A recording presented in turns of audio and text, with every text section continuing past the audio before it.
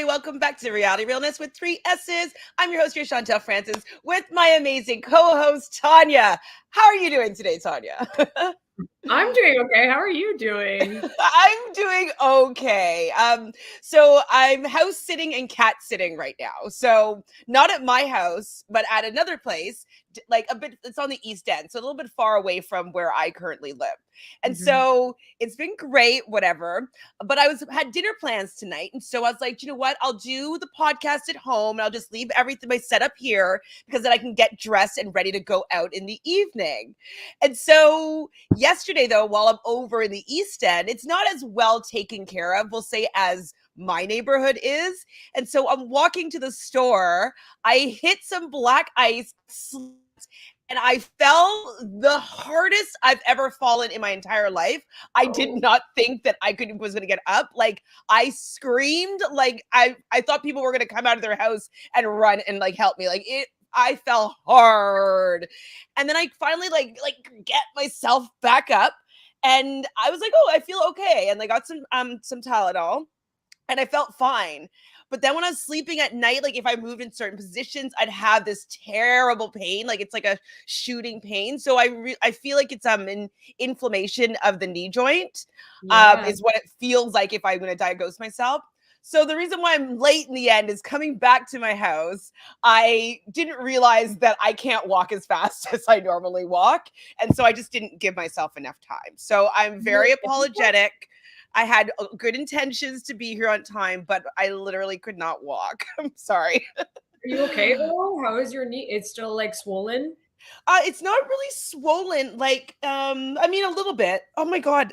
I keep on pressing like 911 by accident on my phone. Like, everything's crazy. Ice is so scary, honestly. Like, especially like right now, the sidewalks in certain parts of neighborhoods in Toronto are just like pure ice because if they weren't shoveled, or like we've had like these on and off like kind of storms. So there's like literally just a layer of ice across a lot of the sidewalks. I was walking through the park the other day just because I had to like cut across, and on the way there I almost fell like 4 times. Luckily there was like construction beside me, so I was just like clutching the fence that they had and it's like trying to make it somewhere where there was at least snow, because it's a lot easier to walk on like snow that's packed down. But yeah, it's really not a good time for walking outside, unfortunately. It was so, but it's like, and this wasn't usually, I know I lived in a cold climate my entire life. So like I've walked many times on ice and snow. Like it's not like my first time doing it. And so I'm pretty aware usually of like where it's going to be slippery, but it was like the type of black ice that you literally can't see on the sidewalk. So there was no, like, it didn't seem like there was like a sheen or anything that's usually recognizable. And so when I went down, I was like, oh, I think I broke my leg. I really thought I broke my leg. So certain positions, it's totally fine. It's a little bit swollen. I've been icing it, of course. I think I have some like Tylenol 3s, so I'll take that and hopefully that will help with the inflammation.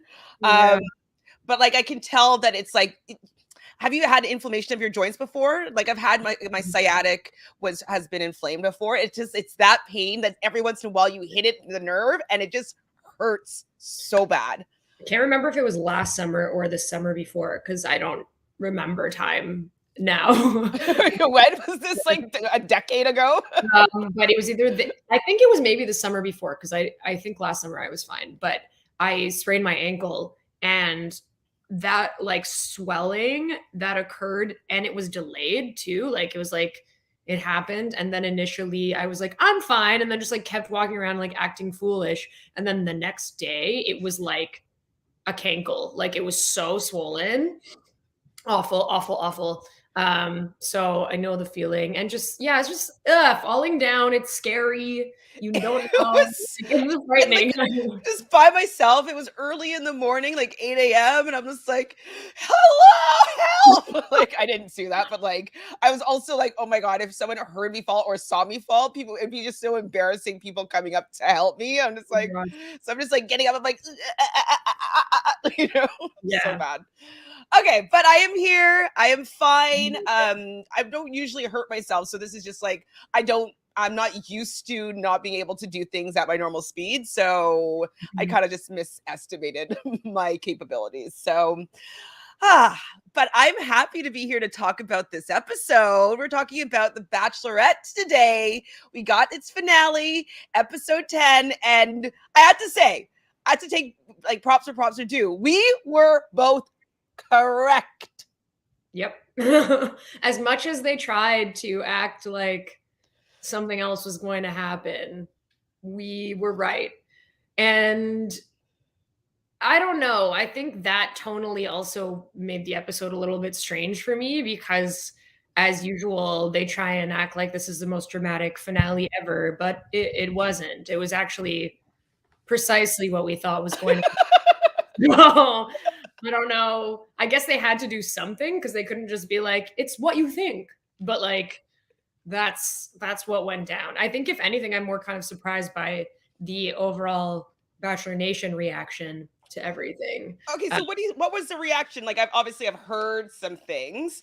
But like what would you say? Like what do you mean when you're saying like you're surprised by the reaction of Bachelor Nation? I was reading a couple of like live threads on some different sites yesterday, and a lot of people seem to think that Nate is not the right choice because he's not going to be faithful to her. I guess like some rumors have been circulating about his past or whatnot. I don't really know what they are. I haven't really looked into that, but essentially I was seeing a lot of, I give it 6 months, I give it less than a year, I give it this, I give it that. And I was just like, I feel like I've been watching a different show this entire time. Me too. I'm so confused how they think her relationship with Brandon would have been more of a thing than this. Like, I don't understand. I don't know if maybe I prefer toxicity or something. Like maybe I have complete blinders, but I'm actually I'm not interested in Brandon at all. Like I think he's a nice and sweet guy, but I actually think that he's red flags to me. I showed you essentially that red flags in relationship TikTok, and the one thing that it says is love bombing.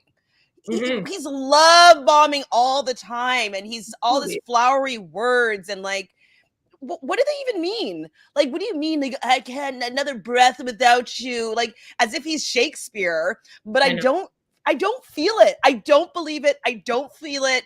I don't see them together in a relationship. When I see her and Nate, I feel like they're like two pieces that fit together, and the way that they look at each other, I'm like, I want someone to look at me that way. Like yeah. Is that bad? And I prefer someone to look at me the way Nate looks at her than the way Brandon speaks to her.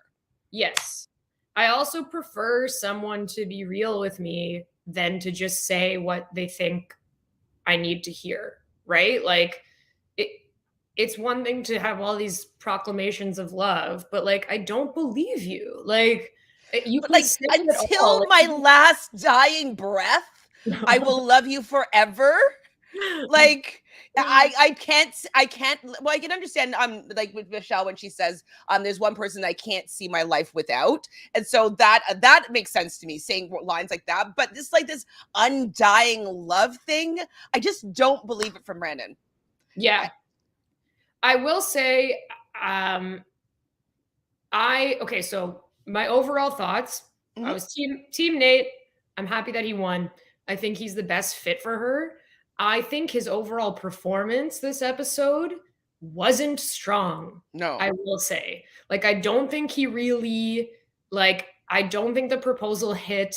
I don't think that he got there as much as they wanted us to think that he did. I don't necessarily fault him for that. I know it's difficult to be vulnerable, but like, as someone who wanted them to end up together, if I was just basing it on this episode, I wasn't thinking, wow, like everything has come into place in a perfect way. So I don't think it was his strongest showing.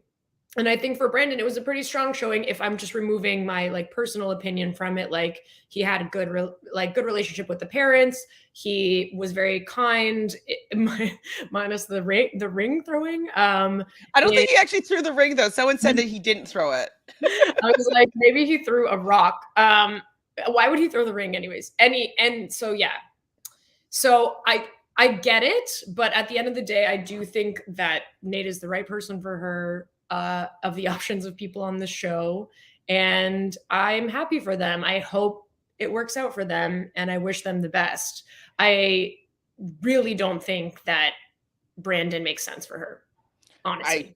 I totally agree. And I agree with all your assessments. And we're going to get into this episode. Absolutely. We do have some people joining us here in the chat. So we have Charlene, we have Sophie. We also have Cassandra.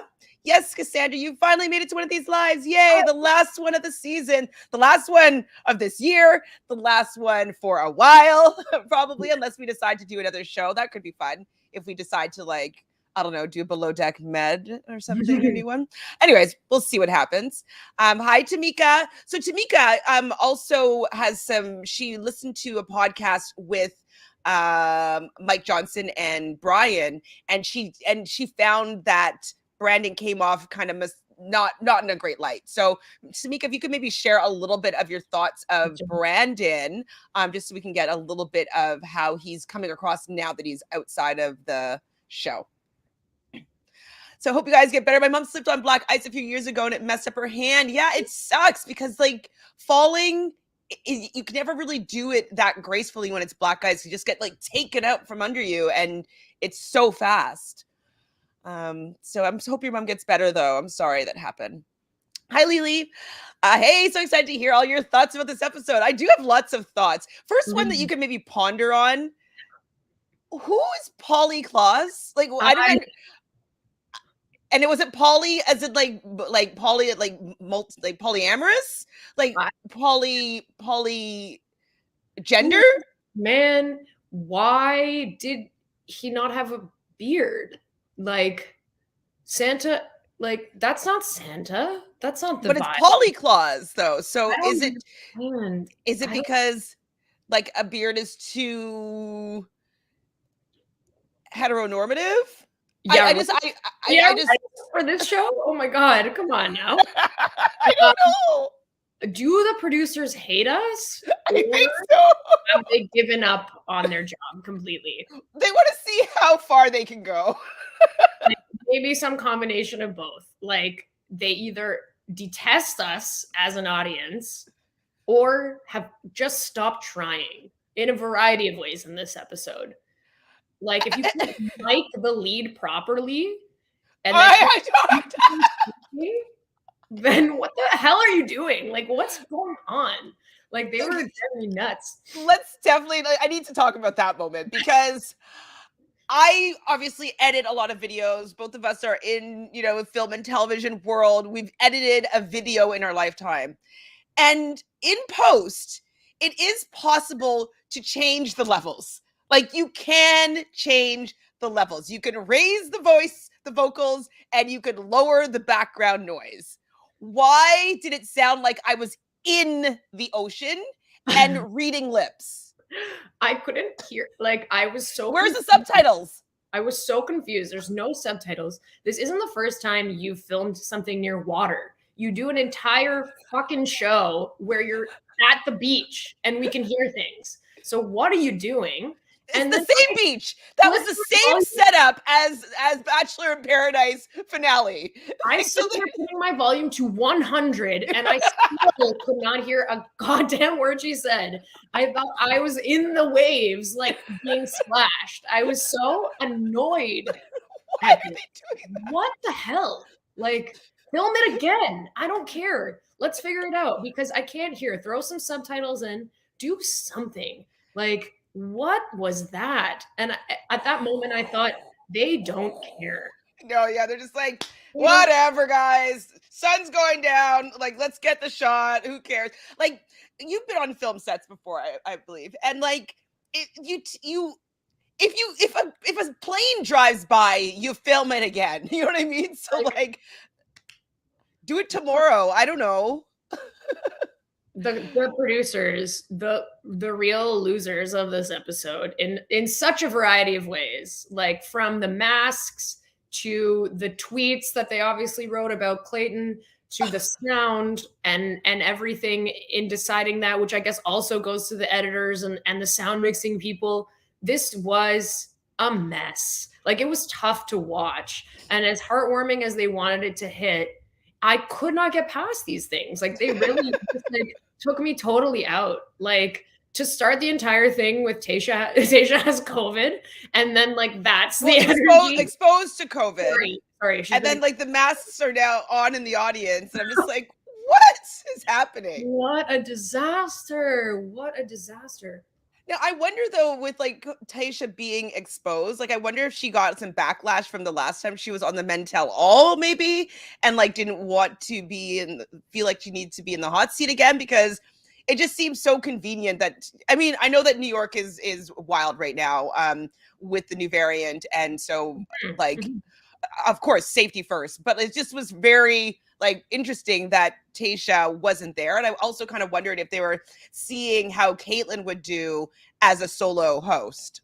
I was confused. I mean, like, of course, safety first. And if someone has been exposed, then that's important. But then, like, what kind of messaging are you sending when your entire audience is unmasked? Like, there's a lot of ways in which people are really trying to be smart about how they spend their holidays, whether it's not doing something, rapid testing, whatever they can do to like see their loved ones. Could you imagine the thing that you decided to do at this time, this surge of COVID cases, is to go to the live taping of After the Final Rose of this show?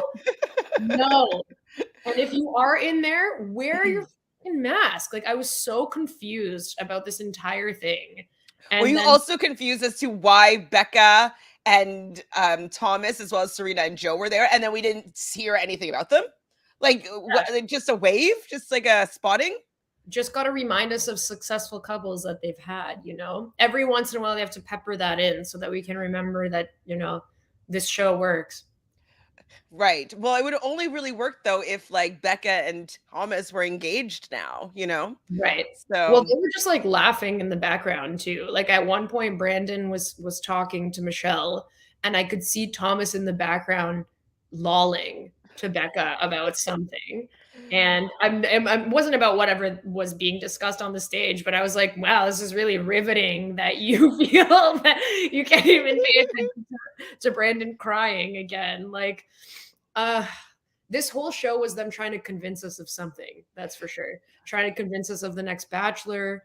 Oh my gosh, yes. So much. So I just like, yeah, utter chaos. Utter chaos. It was enjoyable, to be honest, though. I enjoyed watching it. So Cassandra says people don't like Nate. I don't get it, though. Like, it must be a weird subconscious bias that, like, I don't understand. They wanted her to pick Brandon. I don't understand that. It's all very negative, and I don't understand why they are just projecting. They must be. Apparently Nate was caught flirting with girls at a bar. Yeah, I heard he like unfollowed a bottle service girl, to which I say, who's so closely monitoring his follows that they would even notice this? Like, it's so bizarre. And perhaps, so perhaps not. I don't know. Was the bottle service girl somebody that he knew from beforehand? Like, how does that story work? I don't get it. I don't know. I have no idea. I don't think these are like not confirmed things. These are just things that people are saying. Okay, so says there are no rumors on Nate. Yeah, not real rumors. Like, obviously, that I didn't. The last time there was something that I saw, I think I messaged you being like, "Oh, they found there's some girls are coming out of the woodworks," but I didn't watch it because it was going to have spoilers of the finale. So I was like, I didn't watch it, but I'll watch it eventually. Yeah. There are rumors on Brandon. Tamika, do tell. Brandon did too much. It's not my jam. It was a rumor that was anonymous, and it was never any proof. Oh, anonymous rumors aren't a thing. Hi, Sudani. Thanks for joining us. You see red flags in Brandon, but none for Nate. I understand what you mean, but personally, I think there are negatives to both men. I'm saying that Brandon's love bombing is a red flag. I think that Nate, what they're presenting as red flags for Nate, I could say like, maybe something to think about, but I don't think it's something that should deter Michelle from wanting to explore a relationship with him. Like a family, she has a family, he has a family that doesn't express love often, and now they have an opinion on whether or not he's ready for something. I don't know. I don't know if I can call that a red flag. The fact that he grew up in a certain way. So sorry, I was cutting you off. No, I think first of all, going on this show is a red flag. Number one, like if you're choosing to go on this show and sign your life away, including Michelle, to be honest, anyone, it's a bit of a red flag because why? Why would you want to do this? Time after time, we see what happens with this show. So, firstly, if you want to be a contestant on The Bachelor, I think that that's a red flag. I think there's obviously negatives to both for sure, right? Like Nate's definitely not perfect. And I understand like where that's coming from. But I also think what we're being presented is something that like should be equally thought of as like sus. We're being given such a thick edit for Brandon being like such a nice guy. Oh, he's so nice. Look at those declarations of love, blah, blah, blah. And then the edit for Nate is that like, oh, he can't open up. He's never been in love. There's all these red flags. Is he going to be able to get there? Is he going to be ready to propose? Both of those things are being presented in extremes so that they could create some kind of dramatic tension. I think probably for both people, that is not truly what they're offering. It's being played up in a certain way. So definitely, yeah, there's definitely negatives to both, but I just think they're really reaching to make Brandon seem amazing and then really reaching to make Nate seem like a bad boy. And I don't think that that's the case, really. Mm-hmm. Based on what we've seen. I don't know them personally, but really? Sorry. I don't know. I don't agree with this. I get gay vibes from Nate. No. I actually don't at all. At all. And I think he's very hetero to me. I don't presume to know anyone's sexuality, but that's true. That's very true. What vibes I get? No, I don't think so. In the end, it's their relationship, and as long as she is happy, exactly. And I feel. Have you seen any of the after press? Oh my gosh. No, not really. I briefly saw like her posts about him, and then his posts as well as Brandon's. No, but otherwise, I haven't like seen any pods or. Here, I'm just gonna post, do a little bit of their People magazine little spread, and let's get this going. If it will play. Give me sound. This back, right? Can you hear it? Where you are so much more in love afterwards, or we are at least, because you get to spend more time together and you get to learn all those things. And it's weird that we can be engaged. And like when we got engaged, I had no idea what his favorite color was. I had no idea what his favorite food was. And I had to ask for his phone number. Like, that's not normal, you know? It's really weird. But there are these times where I'm like, oh my God, did I not do my job? Because I don't know his favorite color. I don't know his sweater size. There may have been a moment where I did not remember his birthday, but okay. Regardless, we figured it out July 8th. I got you. I mean, this is longer, of course, but I've never met somebody like him. Let's just say that. I've never met anybody even like remotely close to him, because he has so many layers. And even now, like on a daily basis, I'm like, what did I do to deserve this? Like, how did I get lucky? He tells me how he feels about me like every day, multiple times. Yeah. You know what I mean? I do. And but it's just like, it's a relationship where it's so, like, we have fun together. We talk about controversial issues together. We vent to each other. We check each other and make sure that we're positive. Yeah. We dance, sing, goof around, all of it. We just we really just like flow. Like, if I could sum up like how our relationship is, it just flows so like seamlessly, from like being big kids to having like strong, deep, meaningful conversations, to having like every normal day to day, like, what do you want to eat today, to going back to just vibing, but talking about music, talking about our artists that we like, then back to us talking about just how much we love each other. Like, everything just flows seamlessly, like from one one vibe to the next. You know, I think that's the best way to explain it. I think like it's just everything just flows. It's just so natural, I guess. Being with Michelle, it's amazing. Okay, it's like They 4 look minutes great. long. They look amazing together. Amazing together, and like he even tells a story later about like her not forgetting her toothbrush and like him borrowing it and her borrowing his toothbrush, and he was like, "That's my wife, like that's my like she's allowed to do that kind of thing." And I believe their relationship, and if it doesn't work out, that's okay. Like Yeah. I like seeing them together. I think that they're happy. She looks happy. Mm-hmm. There's a connection there. They seem to be really happy and loved up right now. And I honestly, I hope the best for them. I really do. Honestly, it's nice to see something end in a non-controversial way for us since we anticipated it, and to just see two people that actually seem like well matched, honestly. So Lily says, yeah, 1 minute they're saying Nate isn't opening up enough, and then when he does, he's saying everything she wants to hear, and he can't win in reality. Brandon was always milking it. Exactly. I just felt it was just too much. Like, I don't know if you transcribed it. I meant to, but I'm gonna see if I can pull it up. But Brandon's letter, we might need to like read that aloud again. I didn't transcribe it. I think I was like doing my like core workout while that scene was I was like literally just like, I need to like burn off some energy. I thought you were gonna say that your soul left your body when that happened. No, that long ago it left my body in terms of embarrassment. But yeah, the letter with his narration cracked me up. Like it's not good. I don't buy it. I'm sorry. Maybe you're the nicest person on the planet, Brandon, but I don't buy this that you speak this way. It just doesn't seem normal and natural, and it would make me uncomfortable personally. But I don't know.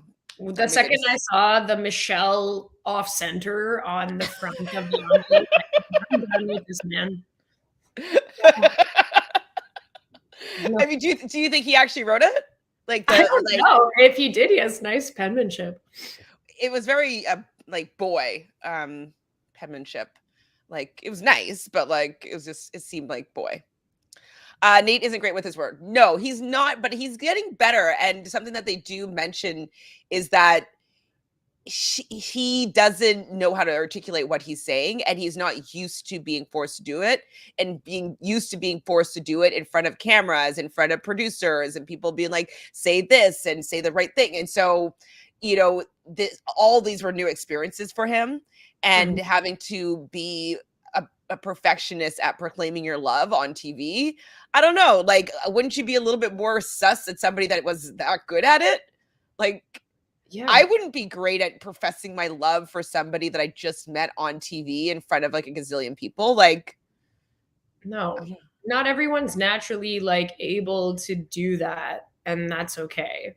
I think, I mean, it seems like less effective when he's trying to express himself and, you know, he doesn't have that natural inclination, and then they give us the music to help us feel the moment. I feel like that didn't benefit him because they were like trying to be like, and now there's this big cathartic moment where she can finally move on because she got what she needed. I was like, I didn't feel that, but okay, it's fine. Like it's okay. It is. I think the one thing that we can't tell in the relationship is that she probably knows how hard it actually is for him, and like she is helping him because she feels it. I think she always believed that he loved her. I don't think that she was ever doubting like her confessionals or her voiceovers were alluding to. I think that she did always believe him and believe that what they had was something special.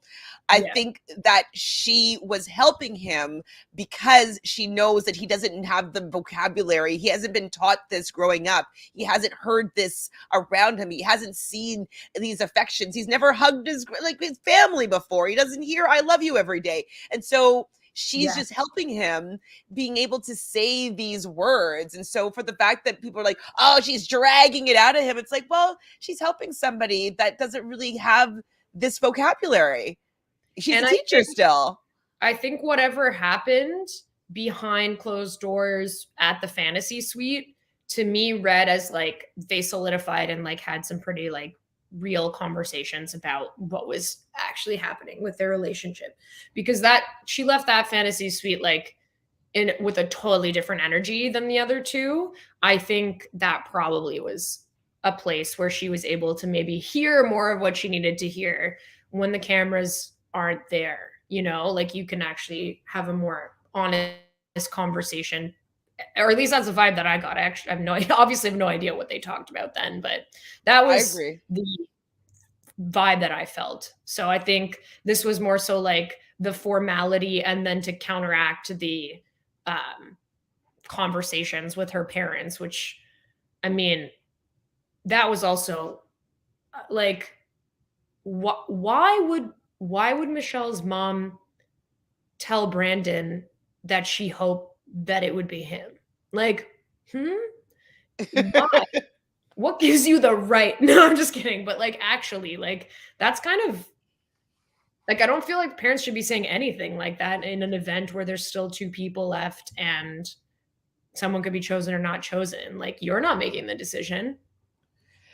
Yeah, no, I think that I definitely feel as though it was producer heavy-handed. You know what I mean? Like, just tell us how much you think he's amazing.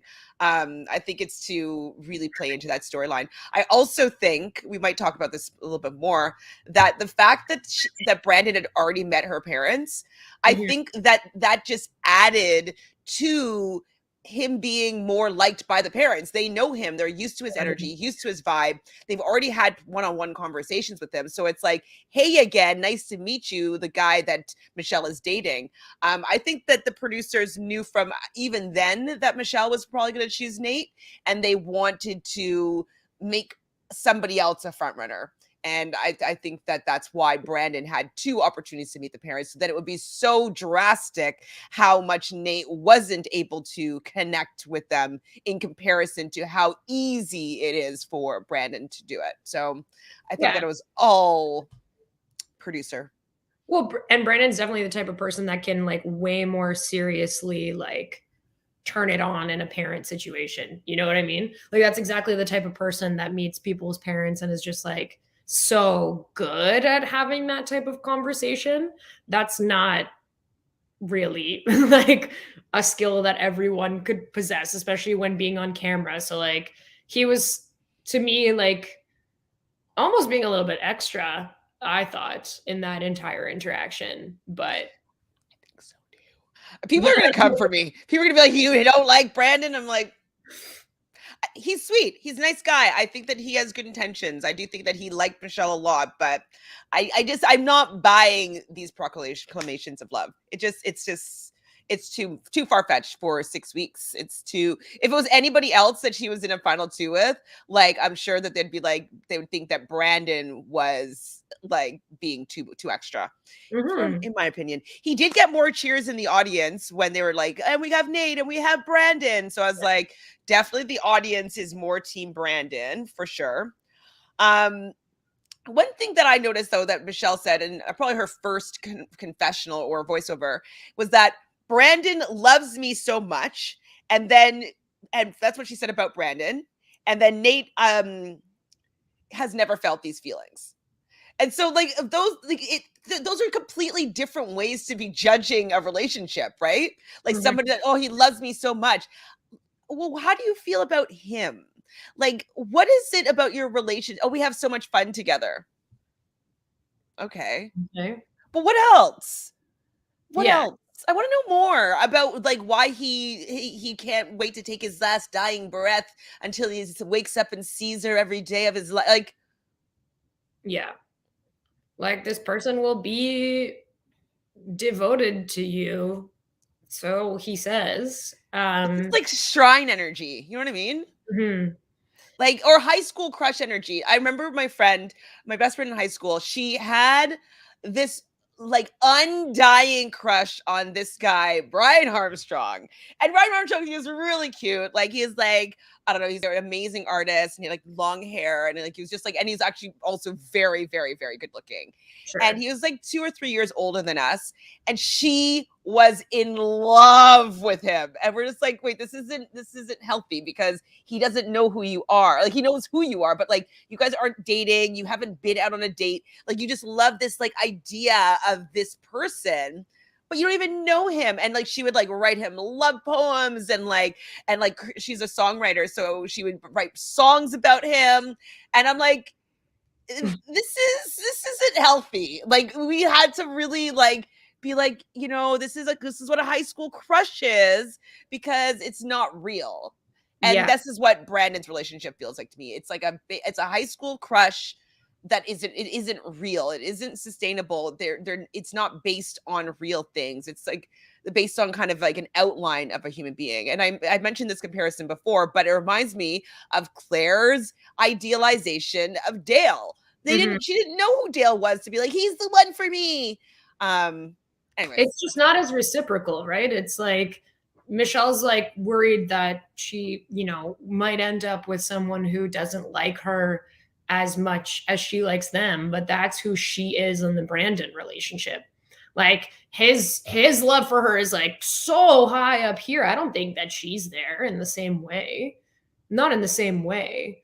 I mean, she did tell him that she loved him, so I understand why he, was so heartbroken. But to me, and she did tell him that she appreciated him coming through in the last rose ceremony, which I thought was interesting.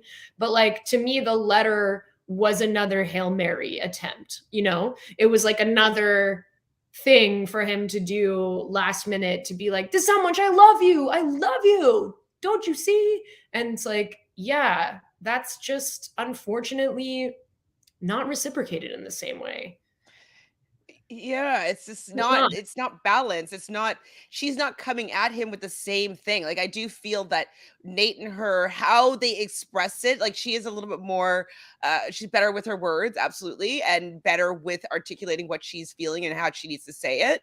But like, I feel like it's matched though. Like, when he says something, how she responds energetically, even, I feel like it's in alignment. When I feel like she's just accepting all the flowery language from Brandon, but I don't see her give that back. Like, I don't see it moving back and forth in that sort of way. Yeah, and so, go ahead. It's not an exchange, right? Like, a relationship is an exchange. It has to be something that moves like between each other, which I think is more so kind of what Nate was trying to articulate when he mentioned it being like fluid and like them being able to kind of like vibe out. It's not spoken well. He had enough self-awareness to say that, like, me saying that it sucks if we break up is not me being able to express it fully, but like, it feels more like an exchange as opposed to a more one-sided interaction. Is that just, and I don't think that works long term. I don't think that works long term. Another thing too, I forget who mentioned this, but just because Nate doesn't know how to articulate how he's feeling doesn't mean he's not feeling it. Mm-hmm. And I think that's also really important for us to be able to recognize, is that not everybody is able to articulate what they're feeling.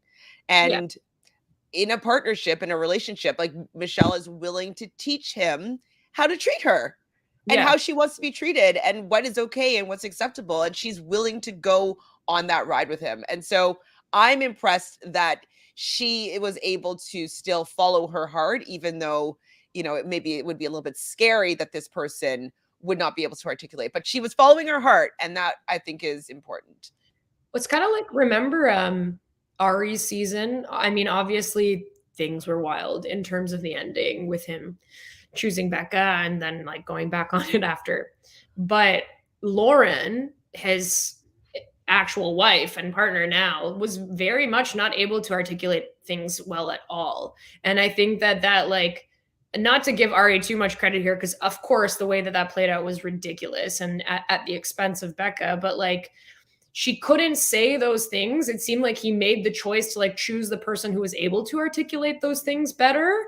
And then ultimately that didn't mean that was the right person for him. Knowing that Becca's in a better place now, especially now after Bachelor in Paradise even, and that he's in a happy relationship with children. Like, people not being able to adhere to the circus that is this show in that way doesn't mean that they're unfit to be chosen as the person at the end. And I think actually oftentimes the person that is the most extra that does get chosen, and I think you see it a bit more in Bachelor seasons versus Bachelorette seasons, because I genuinely think the women usually have a better picker than the guys. They don't work out. They don't work out. And we'll see if this does. To your point, if it doesn't, that's also fine, because the track record for this show, period, is not good. It's like if they make it a year, if they can keep the ring, that's good. So I agree with your point. So Tamika says that Brandon on the podcast, on social media, and even on After the Final Rose, comes across as cocky, snide, and better than men on the season. Interesting. Well, one thing that he did say on the after show, which I wonder if you like heard as well, and it kind of pissed me off a little bit. He says to Michelle, like, so why didn't you pick me since I was able to get there and he wasn't? He said something in that way, and I was just like, because she just wasn't that into you, babe. Yeah. Like, couldn't you watch the show? Like, if he watched the show, he would have to been able to recognize that their vibe was definitely not the same as her and Nate. Yeah. Yeah. Oh boy. Anyways, we're going to be going on and on about this for the next hour or so, but still fun to talk about. Okay, so Michelle, what do you think about Michelle's parents in the audience sitting next to Nate's parents, seeming to be getting along, the moms? Yeah, it just goes to show that the conversation about him maybe not wanting to move was completely unfounded. Because, I mean, let's talk about it. How do you feel about him saying he is going to move to Minnesota in a few months? Do you believe this? Do you feel like that is 100% true? Like, I feel like they made it seem like it was so up in the air on the show. And then when asked, he was like, yeah, I'm definitely moving there. Well, I mean, they're both really young, right? Like, they're still both under 30. And if right now it's Minnesota, like, why wouldn't he get picked up and go to Minnesota? He did mention that he's moved many times before, so I don't think it would be that difficult for him to move again. And he didn't seem to have any sort of hesitation around that. So I'm happy. I'm curious if it'll I mean, the timeline, of course, like, it's, you're changing your life, you're making a big move. I'll give them the benefit of the doubt. I've seen also in the online discourse people being like, he's not moving. Like, it's not happening. And I'm like, well, okay. Time will tell. Also, they have a down payment. Yeah. So I heard through the grapevine that the down payment, we could also just talk about for a quick second that Polly Claus brought out this gingerbread house. And both Michelle and Nate were very confused by it. And and Caitlin's like, I just opened the lid, open the roof. So they open the roof and inside is a check.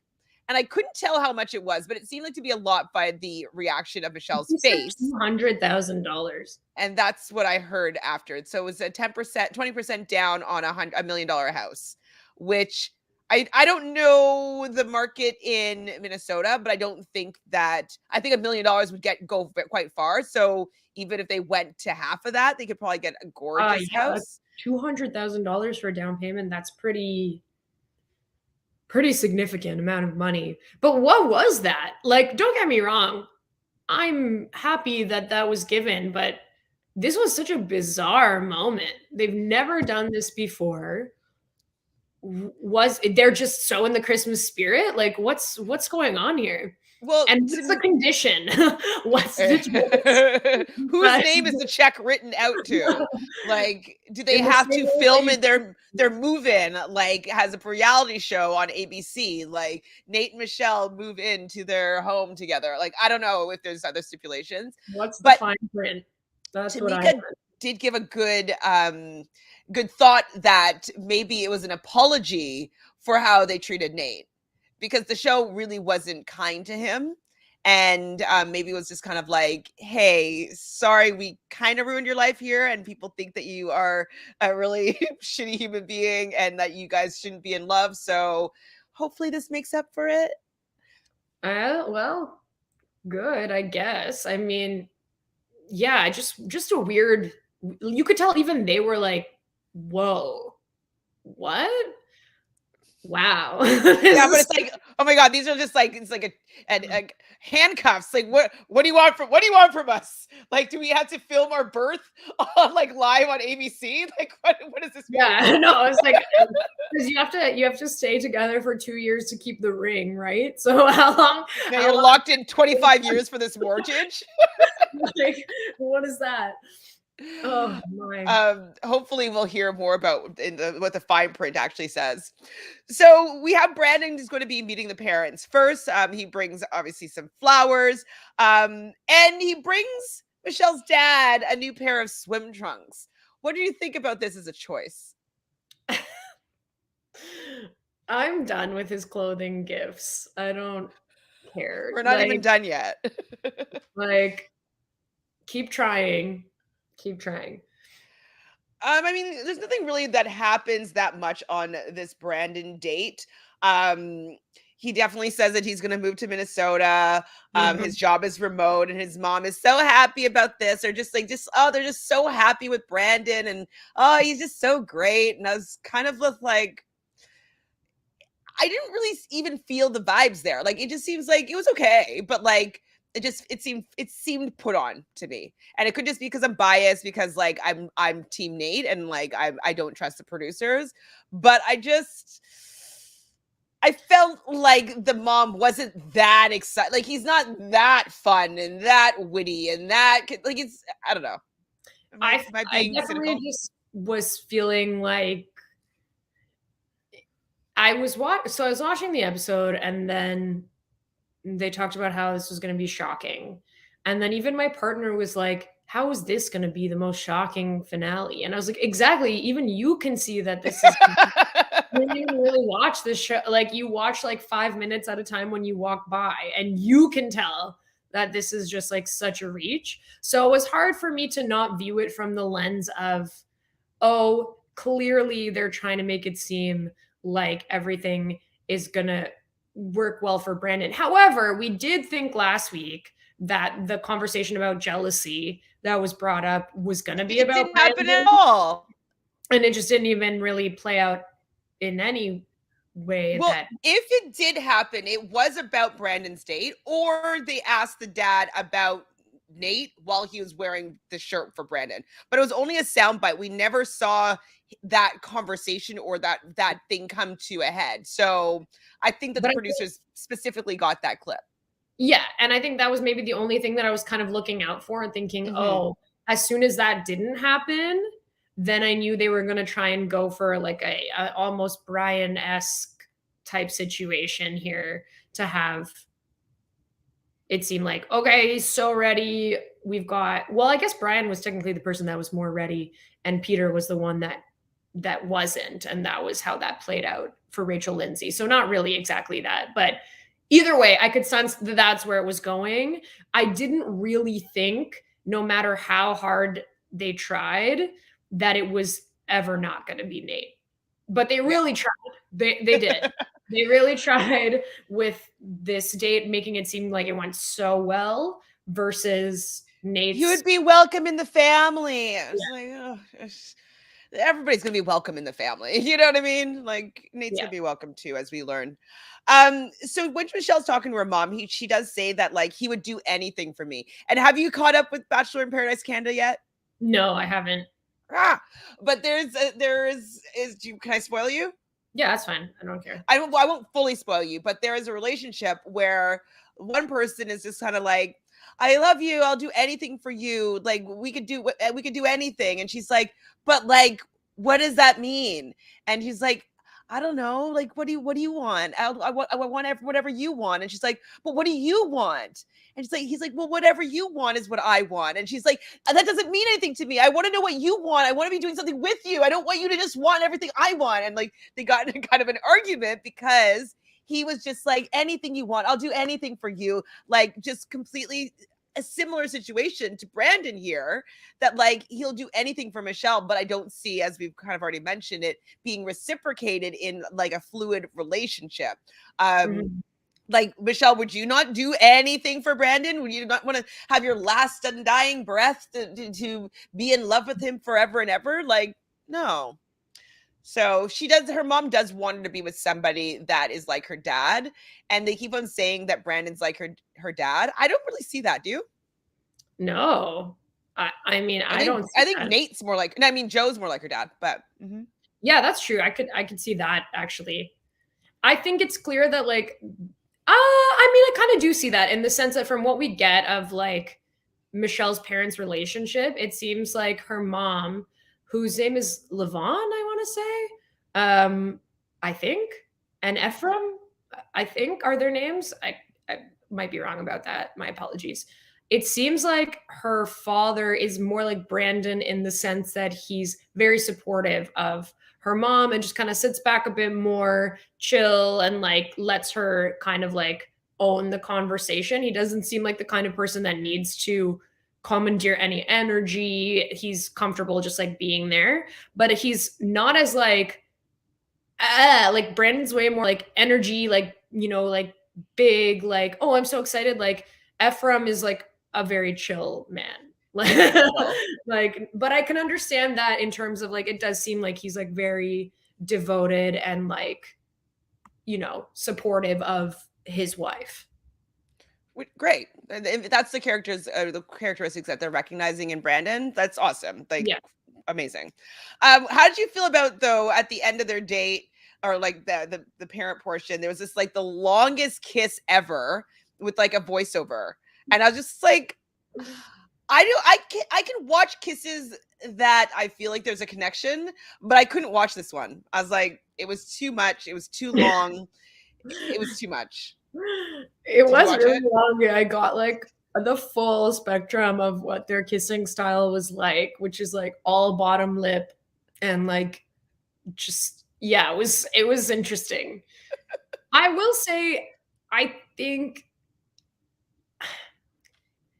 did she okay, sorry. Did she say I love you to Brandon?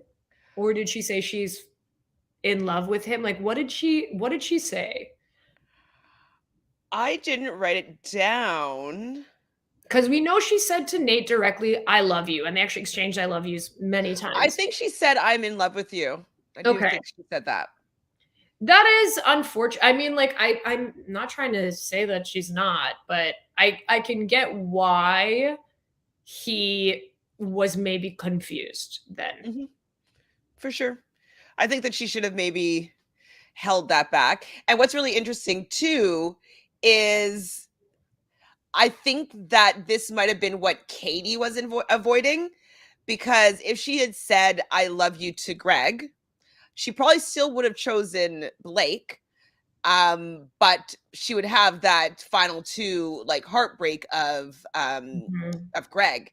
And so, because Greg was like, all I wanted was for her to like say that she loved me, or like say something to make me believe that I was the person that she was picking. And she just wouldn't do that.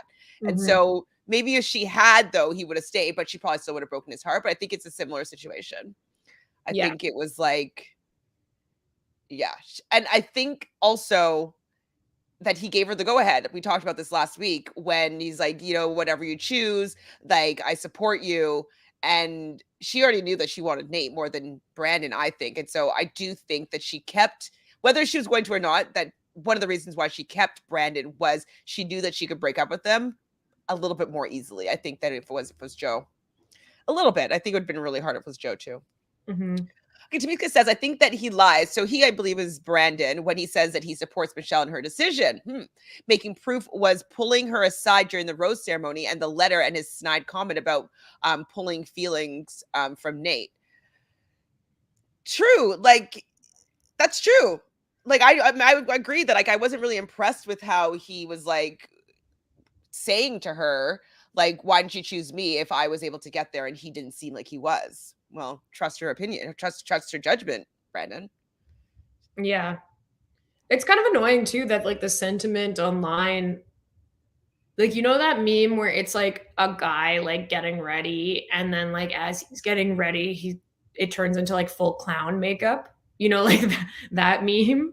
Yeah. I saw one that was like, I'll see if I can find it. I just think it's kind of annoying that people are discrediting Michelle's like ability to like make a rational decision for herself. Like, why? Like, this is the exact one that I'm talking about, and I don't agree with this meme. I'm just showing you.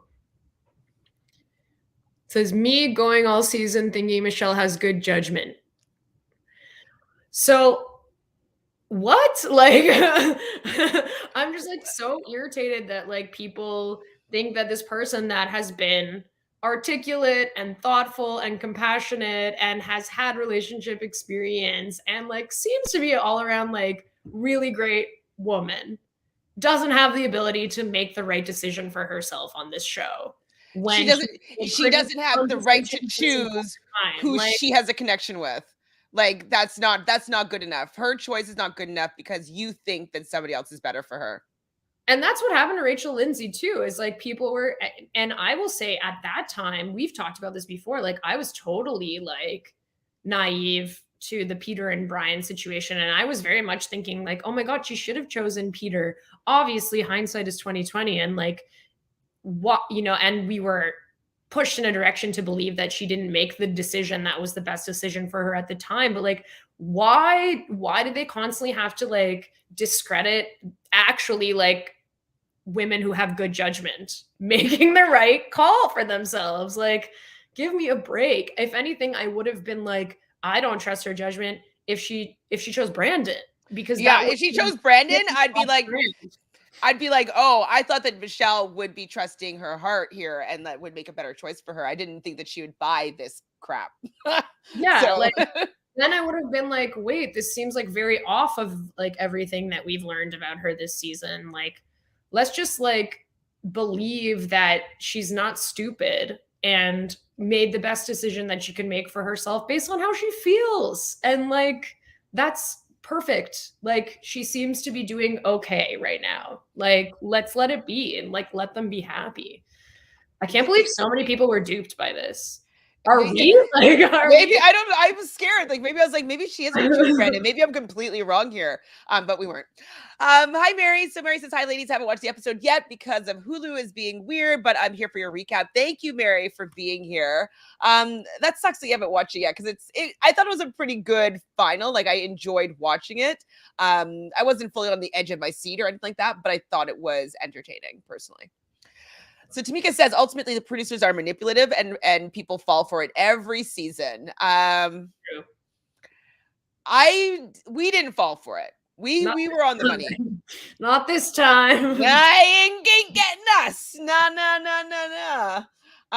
Exactly. I agree with you, Cassandra, here. They do seem happy, and I really hope it lasts. I do. I would love to see them being one of those strong couples in Bachelor Nation. Like Rachel Lindsay is a strong couple right now in Bachelor Nation. I don't see them breaking up. You know, like I feel like they found their person. Even like Trista and Ryan, like, you know, they're staples. I'm not a big fan of them, but Sean Lowe and Catherine, like they're still together. Like I would love for them to be one of these long-standing couples within the franchise. Even JoJo and Jordan has been together for a really long time. So in Bachelor world news. Yeah. In Bachelor years. So I would love to see them at least have a few years together and grow together. I want the best for them. Absolutely. Y'all gonna see their people interviewed. So cute. Yes. So we played a little bit of it. Yeah, the rest of it, it's like 4.5 minutes long. But I think it's very cute. And he still is not great at articulating himself, but you can see he's getting better. And I think she's teaching him that. She's a Gemini. So Geminis are going to be better, most likely at communicating. They're ruled by the planet of communication. He's a water sign, so he is Cancer, but that doesn't necessarily mean that you're good at expressing what you're feeling. You could feel a lot of things and you could have a lot of things coming to the surface and you can love really hard, but you might not have the tools to be able to speak them eloquently. Like, not everybody's a writer, not everybody is a speaker, not everybody's an orator. Like, there's people that's not his strong suit. And like Tamika said, I think his physical touch is what his love language. I agree with that. So just let Nate be Nate. Like, I think he's doing okay. He's also still really young. He's the same age as Brandon. Yeah. You know? Which you wouldn't even think. No, he seems like 5 years older. Yeah. To me. Okay, so what am I talking about here? They talk about the logistics of like moving and stuff like that. And like Brandon says all the right things. He's going to move. He's going to change his life. He's going to do everything he wants for Michelle. So, you know, that's just how it's going to be. So she says, though, that her parents have been right about red flags in the past and she didn't listen to them or whatnot, which I also think was another phoning it in for like Nate not looking like a good guy. What do you think about that line? I think it's very contextual to how well your parents know you. So her parents seem to know her very well, and she's obviously close to them. So fair enough. Like, maybe they were able to like see some things for her. It's like when you like someone or you do something that you know is bad, and then like people that know you well enough are like, don't do that. But at the end of the day, you just kind of have to do it and learn. I could see that kind of thing happening. For me, I would not like put too much emphasis on my parents saying that to me, because I don't think they necessarily me as like some other people really do. Because for me, like some of my friends, my close friends, like my chosen family, like know me like much better in terms of who would be more compatible for me. So in her life, sure, I could understand why she would value that. And if they've like helped you through a bad situation and have seen how much pain that you've endured, they're just trying to be protective. But at the end of the day, people, I think, need to learn in their own way. You can try, but you have to learn sometimes just through experience. So we didn't see Brandon talk to Michelle's sister. This is the first time her sister was like involved in the conversations, which I thought was surprising. And she looks a lot like her dad, which I think is also really funny. And so when Angela, her sister, is talking to Nate, like it seems like she was a little bit harder on Nate, but we didn't get to even see her conversation with Brandon. I would have liked to see their conversation, because that would have been the first time that her sister would have been meeting Brandon. And I think that would have been fair playing field for me just to have an idea of how immediate rapport and how the conversation flows and how they're able to answer questions like for the first time with somebody. So I wish that they had shown both conversations with Angela. Yeah, I wish they actually just like showed Angela more. Like, she was there and then like they barely gave her any screen time, and I would have been curious to know what the sibling perspective was. I think that that's a valuable one for sure. But whatever, surprise, surprise, they decided to just give us more Brandon declaration of love screen time. So we do see a lot of Nate kind of stumbling, fumbling, not fully saying the right thing. He's saying to her mom, like, yes, I do want to get engaged to her. And she asked if he thinks she's ready. We've seen this clip for a couple of weeks now. And she's like, do you really? Like, she doesn't really believe that Nate is ready to get married.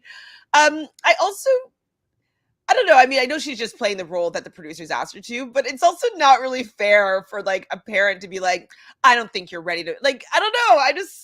I feel like it's just kind of putting a negative damper on it and making him probably panic and be like, oh my God, I don't want to like, I'm not doing a good job. And like, I don't know. I felt bad for how they treated the producers treated Nate. I agree. I actually think all things considered, he handled it very well, because that could have just derailed their entire rest of the day and night. Because basically he was directly being told, I don't think that you're ready for this, by her mother. Yeah, and it's like, he must know she values her mother's opinion, and Michelle even said so. And it definitely like for sure stirred some things up in Michelle to be like, okay, because now I have to like kind of navigate this situation. So like, yeah, to hear all of that and then like know that you're not going to be able to like really articulate what you need to articulate in this situation and kind of have to move forward. I think it like, he even admitted it, like he doesn't try and think of the negative, but that kind of forced him to think about this alternate possibility that like it couldn't be him. And that's a lot to like kind of just like think about going into potentially the most important date of your life, you know, in terms of this competition. So I felt for him in that moment, but I thought as much as it did shake him, he still tried to move through it as best as he could, which I think he did a decent job with. He was clearly thrown off. Mm-hmm. And so when Michelle asked her mom after if she thinks that Nate is ready, and like her mom's like says no, like, and just seeing Michelle tearing up here, like it just like that. I don't know. I felt bad for Michelle as well. Like, you don't want to be hearing this because regardless of what her mom says, she's going to be choosing Nate.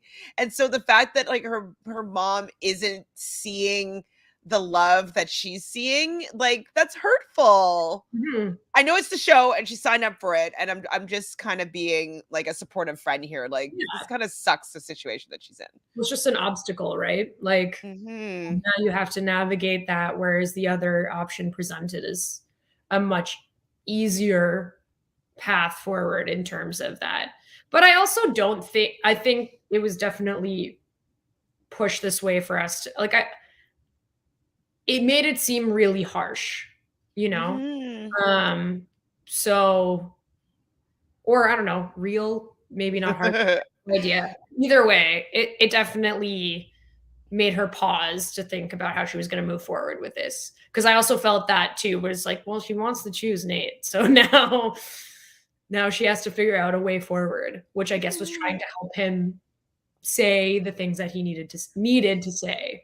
So she does take this opportunity to pull Nate aside, and I was like, "Oh my god, I feel he's so happy. Like Nate is feel like he had a good experience. This is probably the first time he's ever like met parents of somebody that he was interested in, and he's trying so hard to do his best and say the right thing, and he knows he's not good at it. And then to hear that the family all just doesn't think that he's the right person for her, like that's so heartbreaking. And it's like his first love experience, you know. And I also felt for him in this moment because he just seems like this like really happy to be in love with Michelle, and like everybody's like, yeah, you know what, it's not enough. So I was feeling for him when she sat him down, talking about like what she's worried about, and you know, wanting him to be able to articulate more how he's feeling. So after they do have this conversation, when he walks away and then he waved back, like my heart broke. It was so sweet. I don't know. I'm feeling them. I like them. So I definitely feel as though she's been wanting to reassure Nate. Like, I think that even with like all the things that happen with their family, she does want Nate to still know that it's him. Because if Nate was the person that people are projecting him to be, this could easily make him flip and turn the switch and like not be wanting to like do anything. Like I've definitely seen guys that get pushed away from when like they're sharing and it's not enough, and there's like, well, if it's not enough, then like I'm going to completely shut down. So the fact that he still remains open, I have to also really give him some appreciation for that, because it is hard for people to keep on telling you that like you're not good at doing something and then still showing up and giving it a go. Yeah. Poor guy. So yes, Michelle's crying with the family, and they have a whole young family hug, which was cute. Okay, so what I write here, Clayton's introduces the next segment and explains what did I write here? Oh, okay. She tells the audience it's going to be the most emotional breakup Bachelor history. Yeah, because he's been saying how much he loves her so much every day that it puts her in a really bad position to have to break his heart, because she knows it's going to be painful and she does care about his feelings. So all of this like intense, like talk that he's been giving is compounding in a way where it's gonna be brutal. Of course it is. How is that gonna go well? He was like ready to die for this woman. Like, come on. Oh my God, I have so many notes. Oh my God. Okay, let's speed this up. So they go jet skiing on their date, which I feel is a little bit of a friend zone date. They do have a little bit of smoochy on like the jet skis, but I do feel as though it didn't allow them to be too intimate, and I think that was just to start a slowly let the breakup happen, just like ease the breakup, because if they were just like all romantic the whole time and holding hands and kissing and cuddling and proclaiming loves for each other, it'd be a lot harder to break up with them. So without having that interaction, they could just have some fun playing around. I think that's the tactic that she was using to have him be the guy that she breaks up with. So she does say she doesn't know if her family has loved anybody this much. Yeah. Not her, though, her family. She didn't say that she loved anybody this much. So that's interesting. In the nighttime, he says, there's no one in my life that I want to spend the rest of my life with. I'm just like, eye roll. All I just was like, eye roll, eye roll, eye roll, eye roll. So they talk about their favorite moment. And he says, when I met you for the first time and you pulled up, when I pulled up in the limo or whatever, or I don't know, or the bed or whatever. And I'm just like, that's your favorite moment? I don't know. It just seemed phoned in. I didn't believe it. I could be cynical about the relationship, but wouldn't have been my favorite moment, I don't think.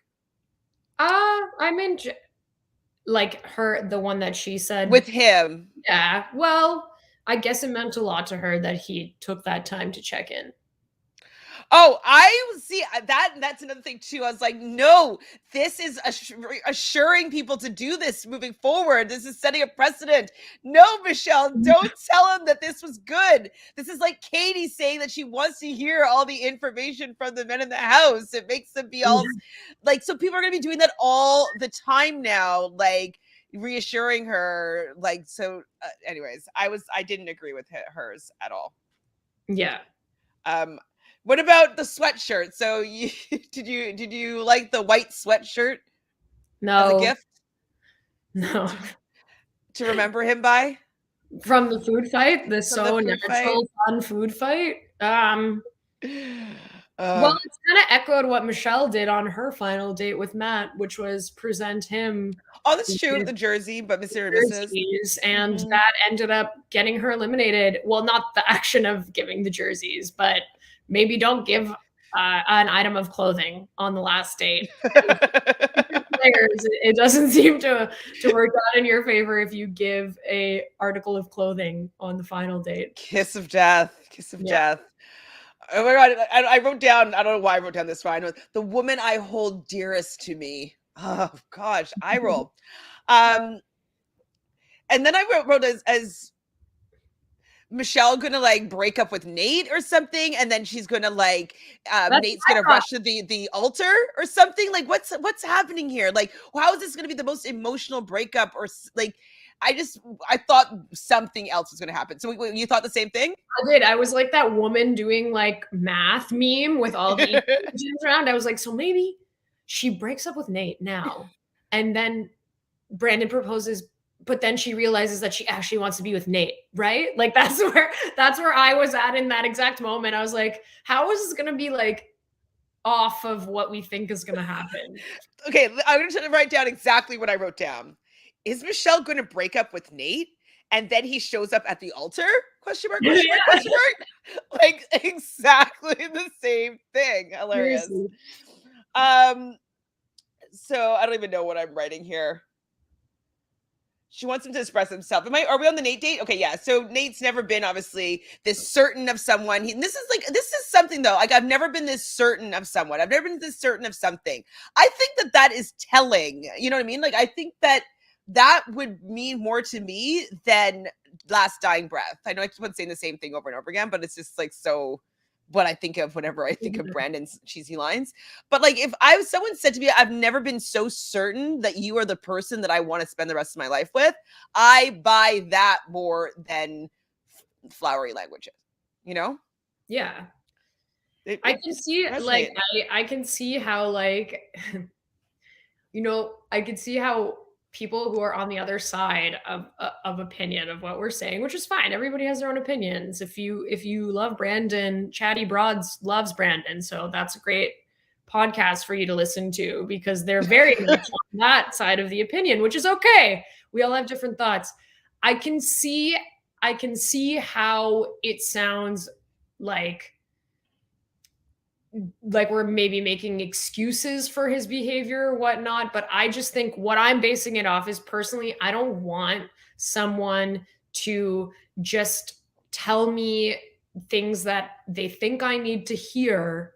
I'd rather it feel real and for it to feel like there is some healthy skepticism, especially in the context of this show. I think it's like, and I think this is why maybe I like at the time of the Rachel Lindsay season, just to go back to that, I believed the Peter thing more. Again, I was obviously fooled by the edit, but I was also like, oh yeah, it makes sense that you would be kind of skeptical about this entire thing, the pacing of it and the way that it goes. But again, the difference here and there is that Nate was still able to reassure her of the things that she wanted to hear. And they were trying to create more tension there. So that's just where I stand on it. I think it's healthy to be a little bit confused about how you're supposed to react in this situation instead of just like falling in line and delivering the standard things you need to do for this show and to progress in this show. And I'm not saying that Brandon doesn't have real feelings. He was obviously very emotional. I just think it was really pushed. And that doesn't resonate with me. That's how I feel about it. I would have gotten the ick. That's what they say in the UK and in Australia. When you stop liking somebody, you get the ick. Like I feel like Brandon would give me the ick immediately. Like if I was into him, and then he would give me the ick. And if I look at how I felt about him at the beginning of the season, I felt that he was already doing too much, saying too much, had all the right lines. I always felt this way about him, and so the fact that she was buying into these things, I was surprised by. Yeah, because he always seemed to be laying it on thick. So Matika says Nate has been ready to move, set a date. They wanted to buy a house that came up on the market, but they were afraid what would happen if they did, since they were supposed to be hiding. So yeah, let them live their life, peoples. Hi, Taboo. So making the winner look shady isn't new. They made Jordan look bad. Yep. And still with JoJo. On Rachel's season, they focused more on Peter breakup than the love story with Brian. Absolutely. So that's where me and Tanya were saying that we aren't getting duped this season. No, absolutely not. Exactly, Tanya. They are reaching to make somebody the villain, even if you wanted her with Brandon. Sending this ending was nice and not toxic, and they are trying to make Nate a bad person with no evidence. Absolutely agreed. Yeah, gave them a down payment now, so now they can buy their house. Yes, I know, it's so, I mean, give me $200,000 plus whatever she got for being the Bachelorette plus that ring. Like that could be definitely like a $600,000 payday for her. Like I think she gets about 200,000, which is amazing. I heard that Caitlyn got 500 Canadian, but I don't know if that's true. So Nate gets the shaman date. Didn't we already decide that the shaman date means that you're getting engaged when we saw that with Kenny and Mari? Isn't the shaman date? I don't know about the shaman date. I want data on that. On the whatever they're trying to do, any type of like spiritual practice date wherever they are, and like what that means for the people that are on it. It's usually people that have to overcome some obstacles, so it makes sense that they would give it to him and not to Brandon. Oh, he was so bad at this though. Like he was like, he's just kept, oh sorry, because like the smoke would go out, and she's just like, it's not about the smoke, it's about what you say. Like don't Nate, just do this better, please. I'm lobbing this to you. Like this is a nice layup. Come on, hit it out of the park, please, Nate. And It was so bad. Yeah. It wasn't good. So they talk about that there's like a blockage with him, like not being able to fully express himself. No, this is what the shaman was saying, that there's a blockage and that he isn't able to express himself, and that he's blocking his emotions, which is understandable, especially if he is a Cancer that has never been allowed to express his feelings growing up. So he hasn't learned how to do so.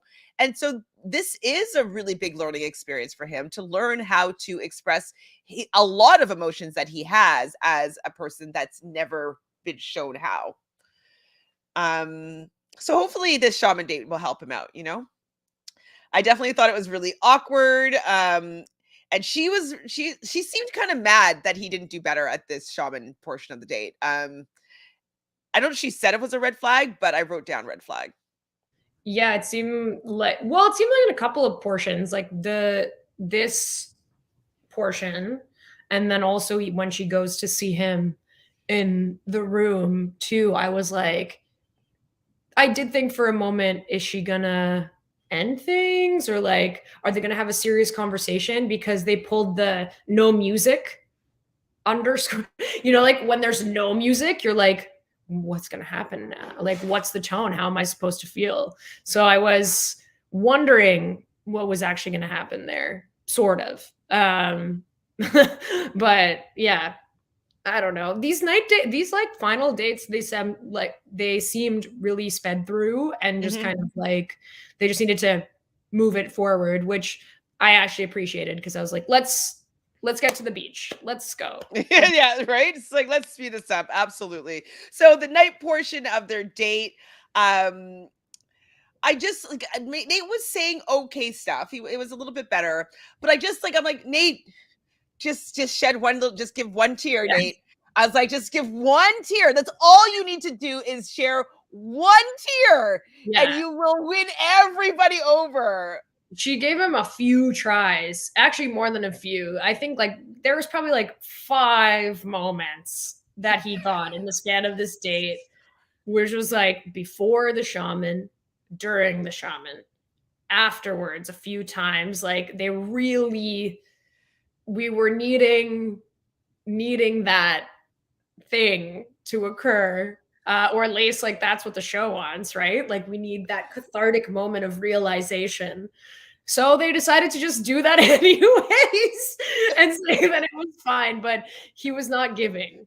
He was giving. It was go girl, give us nothing, for sure. I'm like, I just want Nate to cry. Just cry, Nate. It was in him. Like I could tell it was in him, and like I just think he just doesn't know how to let go. And it's kind of like, if you've ever worked with like an actor that you could see that they're a good actor, but like they don't know how to actually let down their walls because they're so used to putting up a front. And so like you just like kind of had to like let them just like fully express themselves, but it's sometimes people don't get there quickly. And so I feel like Nate can get there. I just wanted him to cry in this moment. I'm just like, just give her one fucking tear. Just one. Yeah. I think they definitely had to compensate for the lack of emotion and still kind of like push forward with it, knowing that the proposal was coming. And that's what I was talking about at the beginning, whereas like, I'm happy with the result, but if I'm looking at his performance as a contestant on the show in this finale, he wasn't hitting the emotional beats that would have fulfilled that kind of like, okay, now we're going into this proposal and it's all been cleared up. I think it's all good. They've obviously talked about it and everything, but he didn't really deliver. And I think it's a very stark contrast, because the other option is Brandon, who's like so expressive about his feelings. So they definitely juxtapose this moment, because after their date, we see Michelle go to her hotel room and there's the letter that we spoke of already from Brandon doing the voiceover of him. I didn't write it out. I wanted to, but I didn't. Just about his undying love and how every breath, like, and the usual like garbage. Like one part of it I actually thought was like a song, because it was like, I wake up and I breathe for you. I wake up and I yearn for you. I wake up and I, you know what I mean? It was like, there was like a repetition in it to make it like a little bit more poetic, or like a song, limerick, something like of that nature. And I was just like, my favorite part is he said, "You've infected me with your love," something along those lines. And I was like, in this year 3 of pandemic, 2021, we're using the language of no, sir. I get it, but no. So we get to the final rose ceremony. Obviously, Michelle's conflicted. She has said she loves you to both of these men. And I'm still wondering, like, where's the most outrageous, like the shock. I'm waiting for the shock because people are deciding you're going to be shocked. And I was like, okay, where's the shock going to happen? Is she, like, who's coming out of the limo? If Nate comes out of the limo first, I would have been shocked. So that's what I was kind of expecting. Cause like, everybody's saying they're going to be shocked with a breakup. And so it wasn't, it was Brandon. So, how'd you feel about the ring shopping with Nate going to Neil Lane and Neil Lane saying like, man, you're tall. And he's like, yeah, I am. I just can't. I'm never a fan of Neil Lane. You know my feelings about him and how I think he's a Bond villain. I just think he's such a strange man. And I don't think the rings are actually that nice. So it is what it is. I'm glad they gave us that segment in 5 seconds because that's as much of it as I needed to see them make that decision. Truly. So he does choose the pear-shaped diamond. I was like, ooh, maybe not choose pear-shaped because it just reminds me of like the British saying like, oh, everything went pear-shaped, and that's when everything like falls apart. I was like, oh, don't get the pear-shaped ring. That's like could be a bad omen. Yeah. But maybe she said she wants a pear. I don't know. I'm personally more of an oval fan or just a circle personally. But I have no idea what factored into their ring decision. Did they choose the same ring? I was wondering that, but I feel like the same ring wouldn't have been there. Okay, cool. Right? Some different options. Maybe another pear-shaped ring was there, but maybe it wasn't the same one. I'm not sure. They both chose the left one. Yes. It was for them. True. Or maybe they're like, this is the one that Michelle wants. Yeah, maybe. Like, this one. So yeah, we do see Brandon does the same thing. He picks his ring. And then we see coming out of the limo is Brandon is first. And I was like, okay, not surprised. And so he goes, and after now, like I've seen, I think in I can't remember. Oh no, it was on the after the final rose. He says that he could see in her eyes that she wasn't picking him, and then he still went through with like saying all his stuff, and then they break up, and he ugly cries like, but no tear. I was on a tear watch, and there was not a tear. He had the face, but no tear. Oh, you were on tear watch? I don't know. I thought he seemed really, really sad. For sure. He seemed sad, but he was just like, that's it. Like, tear watch 2021. I didn't notice that.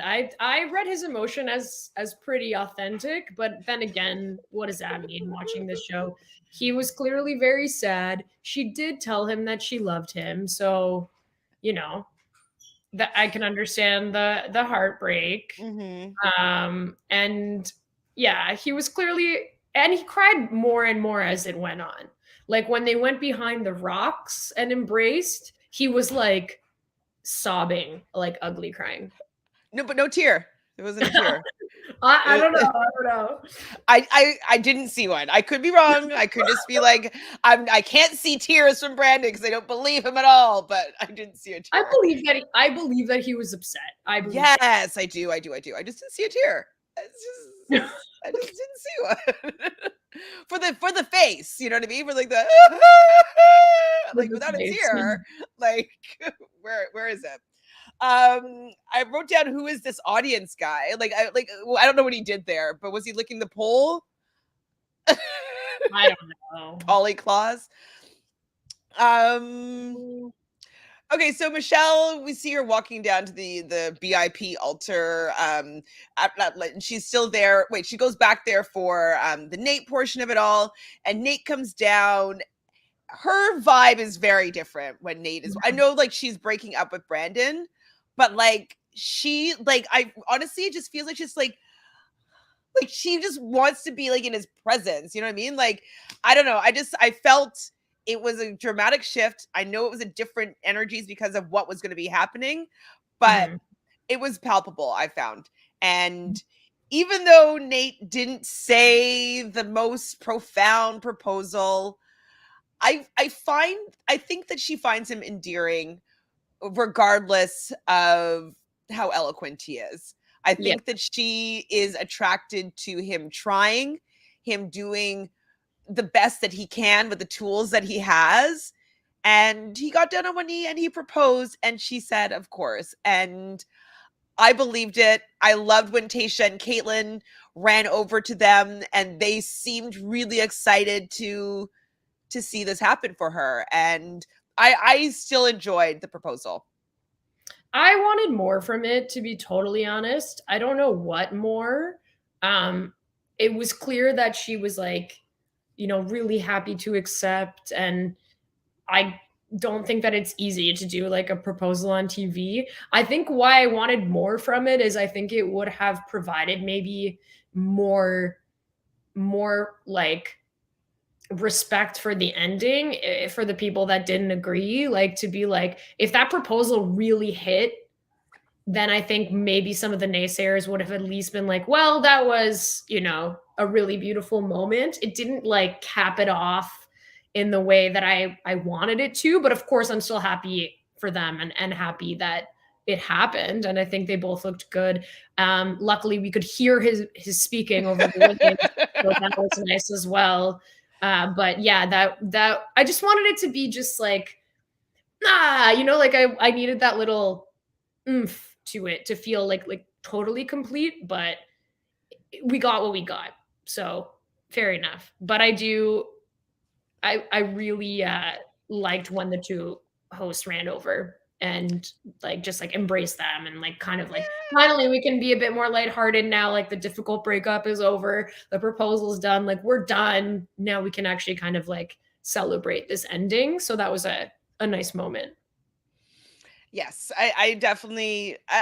It wasn't the best, and I know what you mean. To like having a nice little button on it to like he figured out how to say the right thing at the right time. Like we did want that to happen, absolutely. But I do think that him getting better at having these conversations and sitting with Michelle and being able to be fully open and expressive, I think he's getting better. And like seeing them in interviews so far, like he's a lot better. And it's a learning curve being on TV and expressing your thoughts on TV.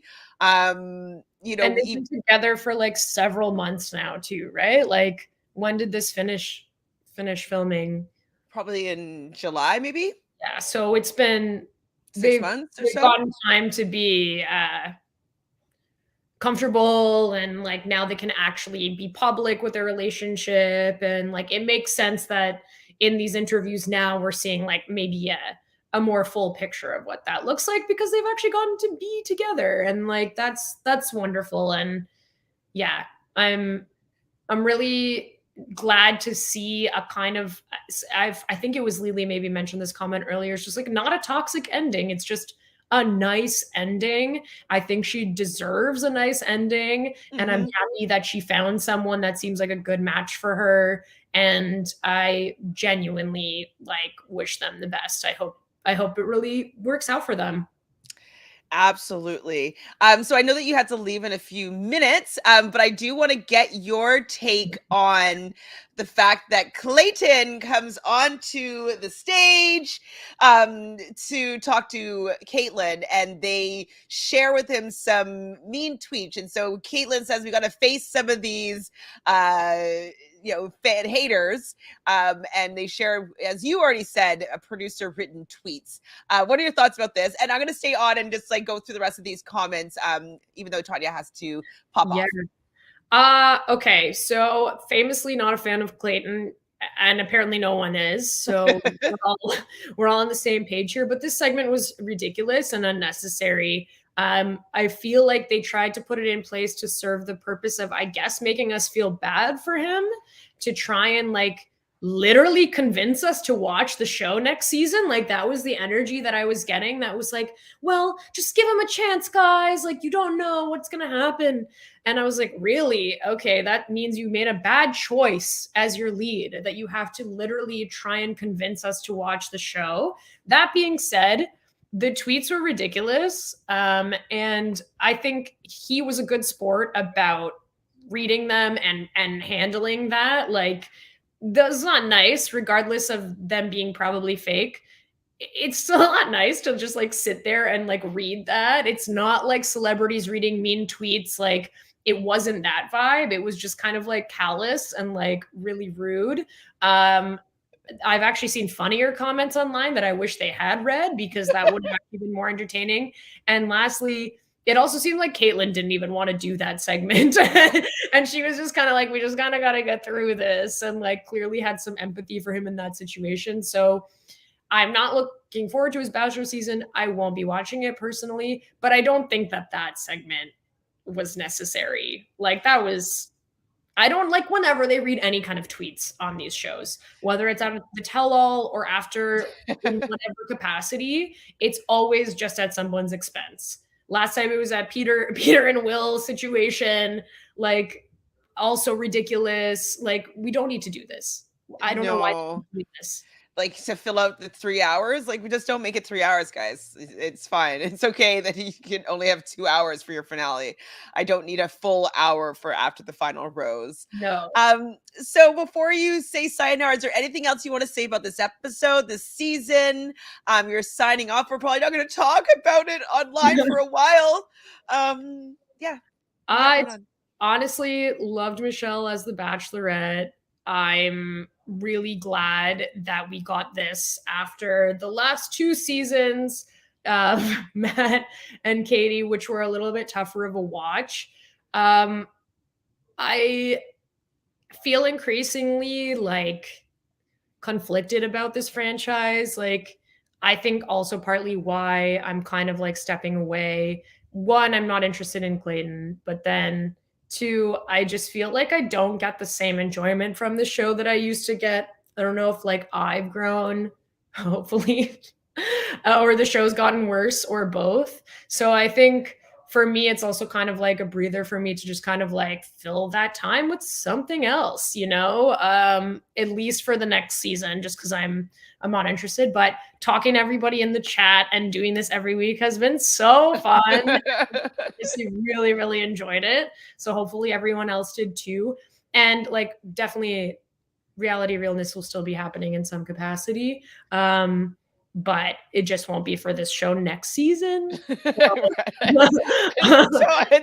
get you. I also like, just for insight for everyone as well, like I'm just like starting a new career too, and it's like a big life transition for me. So it'd also be good for me to just kind of like spend a little bit of time focusing on that and figuring everything out. But for everyone, for the holidays, just hoping that everyone stays safe. I know it's wild out there, no matter where you are. Things are pretty crazy, and I know it's a tough time of year for a lot of people as well. So just sending my love, and I hope that everyone has a good holiday season. And I will see you when I see you.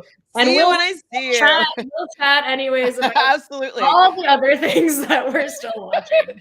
Yes, if there's a show that like, if you're like creeping to talk about something, a show or whatever, let me know and we can definitely bring it online. Yeah. If you get the itch, because like one of the reason why I started this channel is because I don't know that many people that are obsessed with the reality TV. So when I find people, I'm like, okay, what do you want to talk about? So if there's something you want to talk about, obviously let me know. And 90% chance I'm going to say yes, absolutely. So, and then we'll see what's happening. Like, let's see who the next Bachelorette is. Let's see like what's going on. There's always Bachelor in Paradise. Like, there's so many other things. Absolutely. But yeah, love it.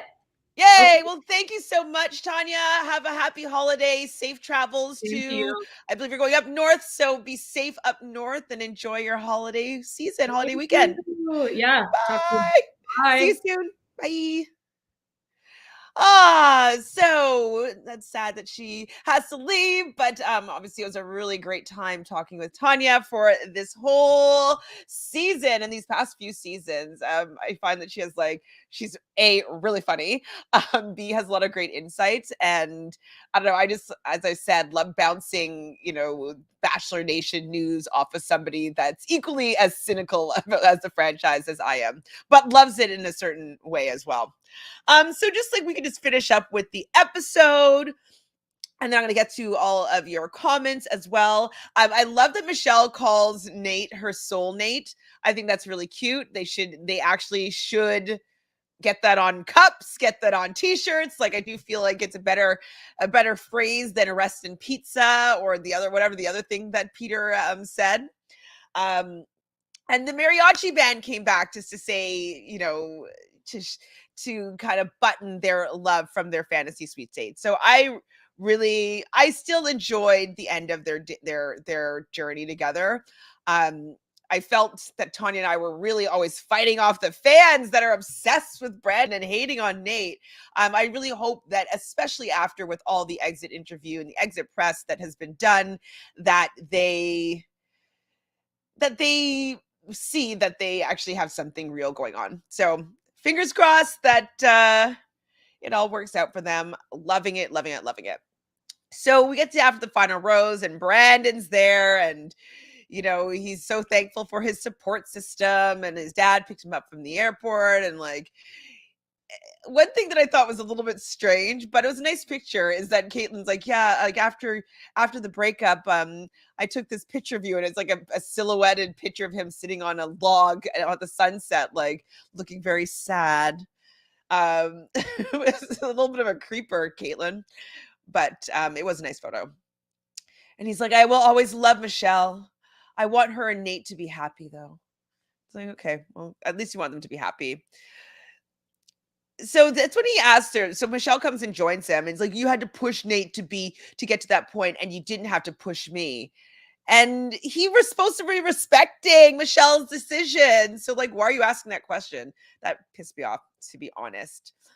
But when Nate comes out after, and like, they just look really happy, and she's happy to see him. I was really scared that I was going to be wrong, or Tanya and I were going to be wrong, and that like they were going to have broken up by now, and like we were completely like wrong about their connection, and that wasn't sustainable. But I'm so pleased to see that they seemed even more so in love. So I'm down with it. I love them. I do.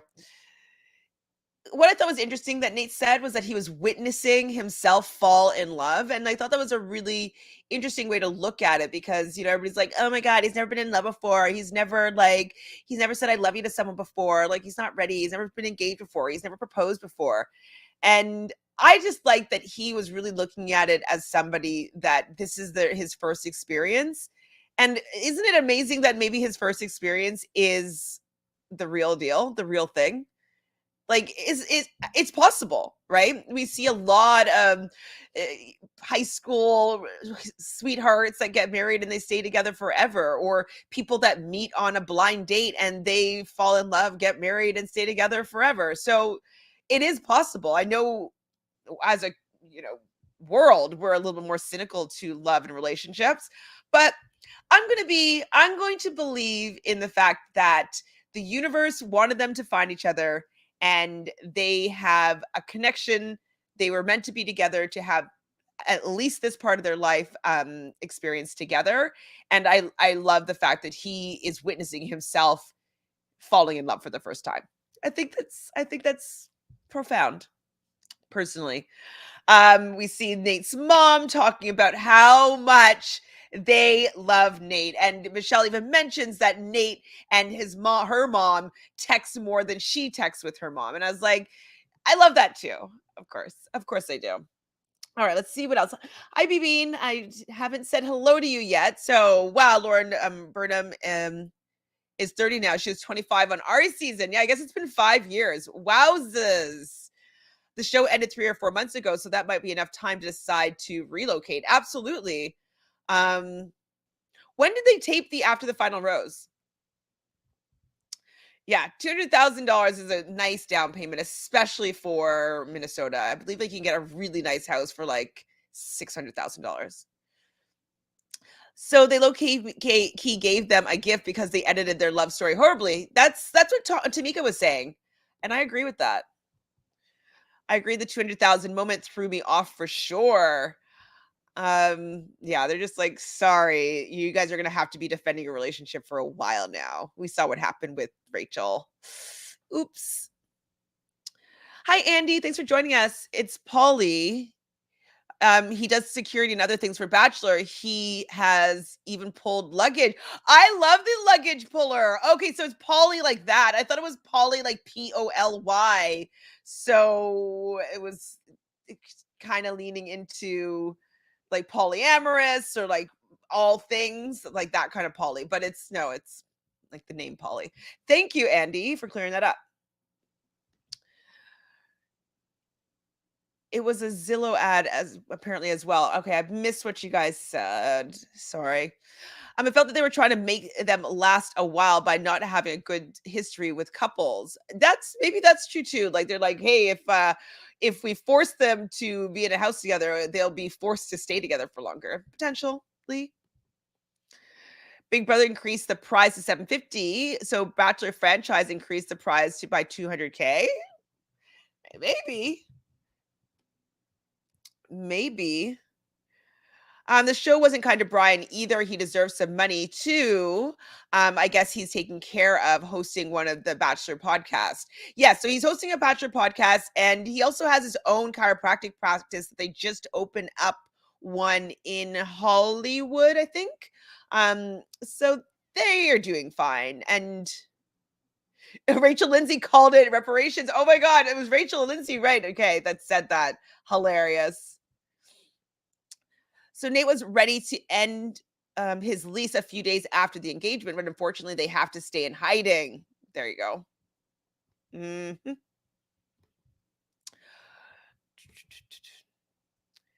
I enjoyed Bachelor in Paradise Canada. I thought it was fun. I thought it was light. It had all the things that I like about the Bachelor franchise. It wasn't too heavy. It was good. Good enough. Was Levon and Ephraim. Yeah, nice. I noticed the kissing too, right? It was so long. Ooh.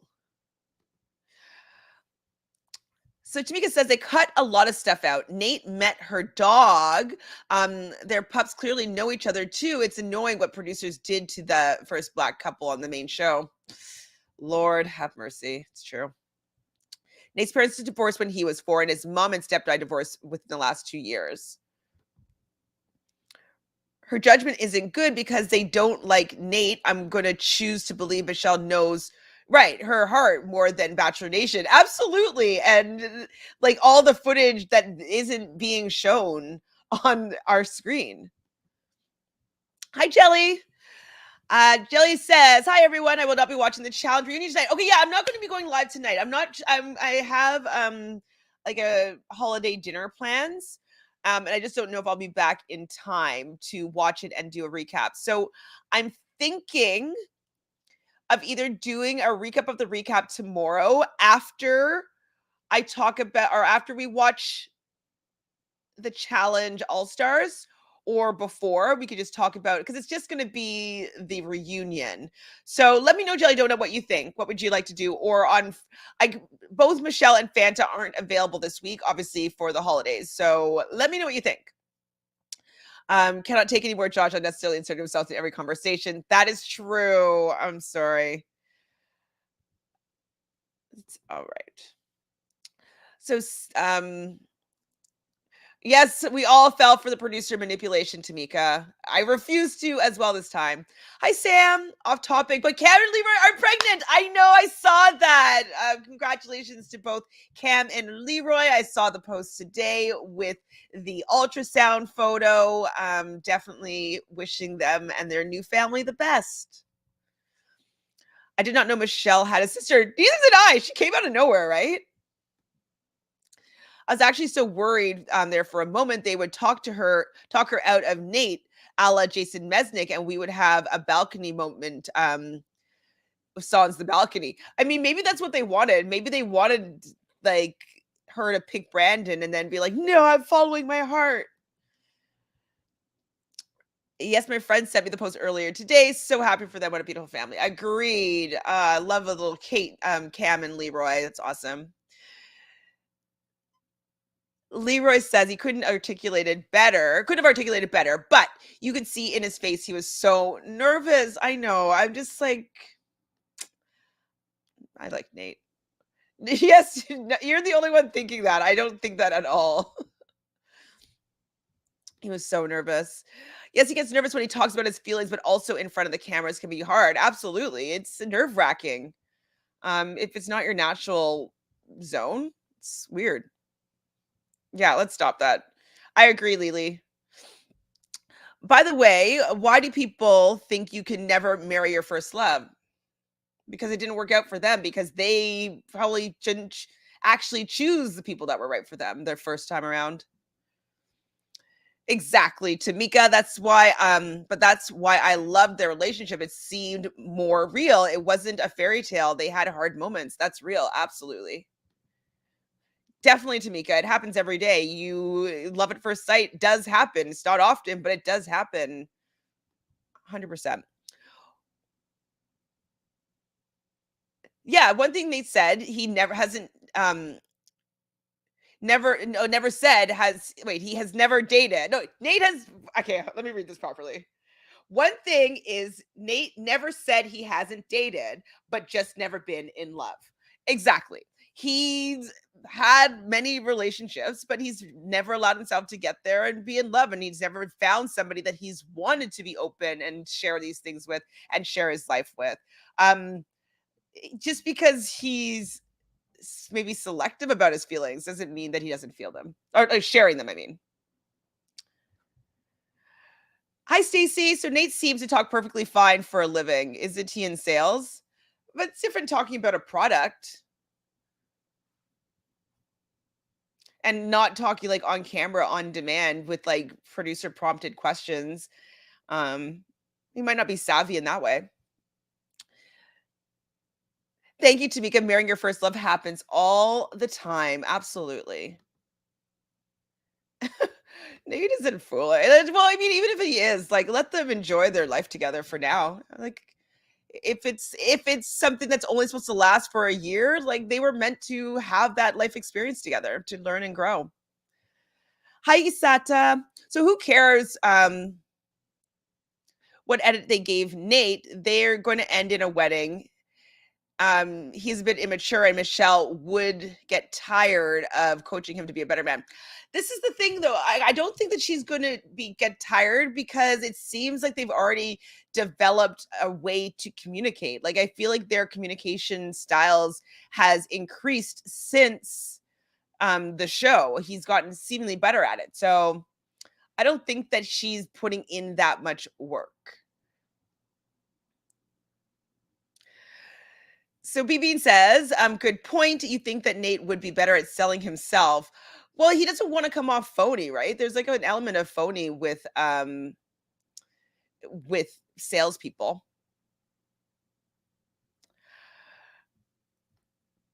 Okay, so nobody's saying Nate is perfect, but I just don't get bad guy vibes from him. He seems perfectly fine. Absolutely. I totally agree. He seems perfectly fine to me. So Nate was a sales manager for Indeed. He also has worked for a bar in Austin. Before that, he was an assistant teacher, and he planned to be a teacher like his mom, stepmom, and aunt, but switched his major. Oh, that's interesting. Huh. Did Michelle ask Nate if he had the words for a proposal? At least Brandon was consistent, but consistently, like, I don't like a lot of sugar. You know, there's just too much sugar. It's too sweet. Like, it's just too much. You just want a little bit. Like, it's like a little bit of sweetness, but it's too much for me. It's not my vibe. Nate was really done with the damn show. I was like, give something. Yeah, he just doesn't know how to do that. maybe he needed a coach there. They should have coaches there to be like, to teach them how to express their feelings and share what they're feeling. They had to end the shaman dates. It's weird and appropriating. But if it's a real shaman, is it appropriating? It's a question. The letter was just too much. Laugh my ass off. Like, let her have some time to think about you. You always try to have the last word. I know, right? It's because he's desperate. He knows that she's not that into him.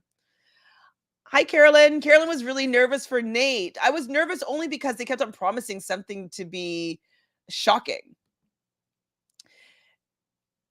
Yes, I like Nate. And like, just Nate saying hi to Neil Lane was hilarious. The proposal was cute, but you can tell if they make it, there will be a redo. Yeah, I can see them doing like, I can say, I have the words to say now. Like, I can do this better. I can see that. You saw tears? Okay, Sudani, you saw tears. It's fine. I didn't see any tears. Maybe like a little bit of like, salt water in his eye, but like I wanted like a tear. No tear. Brandon had a really ugly cry due to the heartbreak. He had plenty of snot. I'm gonna go back and rewatch because maybe I just have like Brandon blind. It was emotional, but I was just looking for tears and I didn't see it. I thought the moment of them hugging and both crying was sweet. And you are right, Tanya. I think that he was really in shock initially, and as time went on, it began to hit him more and more. That's true. I can see that as well. I didn't see a tear either, and I was looking, but I agree he was upset. Yeah. I don't know if we're just cynical, Tamika, but I saw no tears. They look so good. The most stunning couple. Absolutely. Are you talking about Brandon? I'm talking about Nate. I think her and Nate look very good together. And she's very attracted to him. The proposal was okay, but all their interviews so far are 100%. Agreed. Hi, Dabu. So Dabu says, I think Brandon might change people's opinion for the worse in Paradise. Can see him getting too clingy too fast. Well, like, is he going to be saying these exact same things? Like, that's just his go-to lines. Like, or is he going to say have some new vocabulary? I don't think so. I think he's going to say the same type of things to the next person in Paradise. Yeah, the payoff are in the interviews, really, which I'm good with. Absolutely, their interview, and they look so good in their interviews together. What's September 30th? What was that for?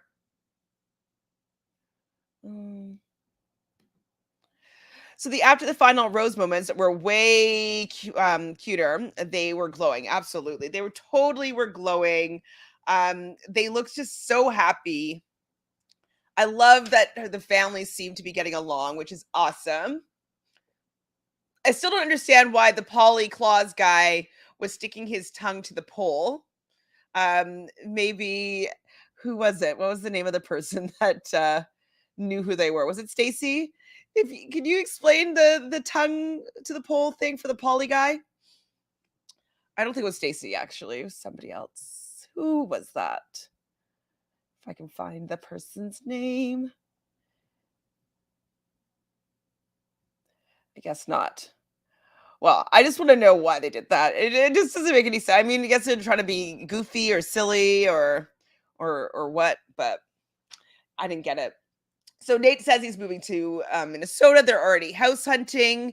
So like Savika said, which I think is awesome, that like there's places that they've wanted to put some money down on, but like they didn't want to let people know how things have ended. So they haven't yet, but I definitely think that they're going to make that move. So they get the gingerbread house. They get a down payment on their house, which is amazing. I can't believe they're giving them $200,000 for this proposal, which is awesome, and towards their new life together. I really hope they do a special of like maybe their house hunting process or moving in, or I don't know. I wouldn't mind seeing a reality show about them. That could be kind of awesome. And something that they haven't really done for Bachelor Nation. Yes, they've televised weddings and stuff like that, but it would be nice to maybe see like the move-in phase or moving. Like, I would like to see a little bit more about their journey together. So hopefully maybe this down payment, maybe it's as long as they let them film the move-in or something. So yes, we see Clayton invited on the show. The mixed reaction with him being the Bachelor. They're facing their haters with all the tweets that were just really awkward. The Polly guy gets up and gives him a hug. So that's pretty much it for the episode. And now I'm just gonna finish up with your comments. Luigi will not be watching next season. Yeah, I won't. No, Tanya. Tanya, I don't think she's gonna watch it. I actually don't think so. She watches a lot of reality TV, and I think she could make time to not like. I think she could use her time elsewhere. If it's on Tuesdays again, she watches like Vanderpump and something else. There's something else that comes on Tuesdays. There's lots of TVs to be had. She could easily not watch this season. Yay! Yes, Tanya is the best. So their posts are so cute as well. I love them. I wish them endless success, and they at least have plans. Love to see it. Exactly.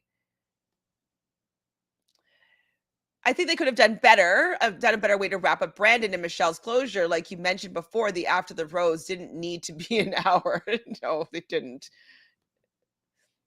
Yep, I believe in them. It seems genuine, effortless. Me too. After the Final Rose was live. Right. Hi, Tina. So Tina says, I think she told Brandon she was in love with him after her family were worried about Nate, but has been Nate all along. Yeah, it's definitely been Nate all along. I feel like she said that to Brandon to make sure that he stuck around. I don't know if it was calculated, though. Maybe she did feel it fully. Nate and Michelle have actual plans. They said they don't want a long engagement. They seem very certain, and I don't know. I believe them. I might be crazy. I might be crazy too, but I believe them as well. Hi, Nisi, or yeah, maybe Nisi or Niece. I think the way that Brandon said love so deeply, so soon, is far more scary than the way Nate was reacting. Agreed. Brandon was consistent at being clingy. Agreed. I'm not into that.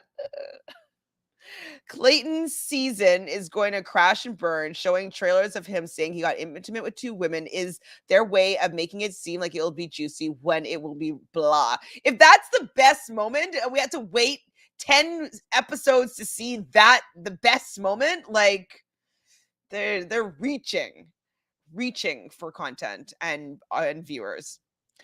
I think people will see Brandon's cheesy self when he goes to Paradise. Absolutely, because he's going to use the exact same lines. He's not going to be original.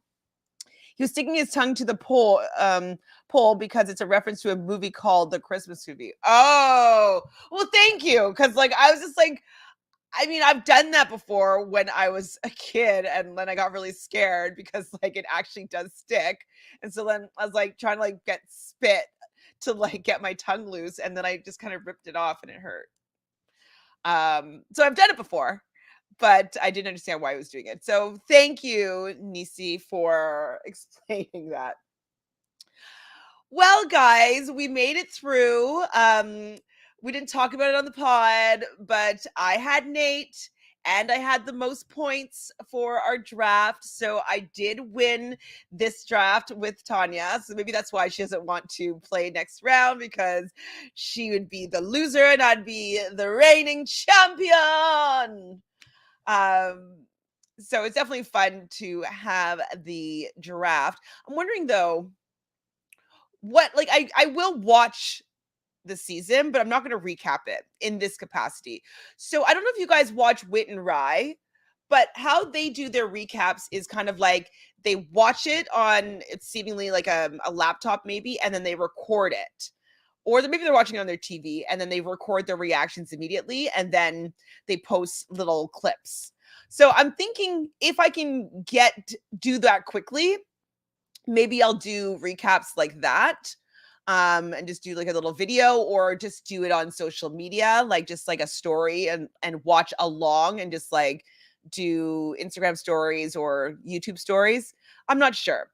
If you guys have any ideas, I just don't want to take notes and like recap the entire season, because I'm just not that interested. But I don't mind bringing content about the season to social media.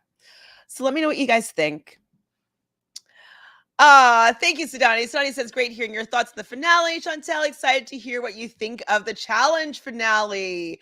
Well, we already talked about the challenge finale last week. I'll quickly say that I wished that Casey allowed Nani to continue on into the game, because I think that she would have had an equally as good a chance to winning the season with CT. And I would have liked to see that ending a little bit better. I felt that Casey, although she had been a good competitor throughout the most of the season, I didn't think she had a very good showing in the finale to just like be able to swoop with the best player and win the whole game and all the money. I would have actually preferred Tori and Kyle to win over CT and Casey. So that's my quick thoughts. Oh, reunion. Okay, yes. I'm not going to watch it probably until tomorrow. So maybe I'll go live tomorrow.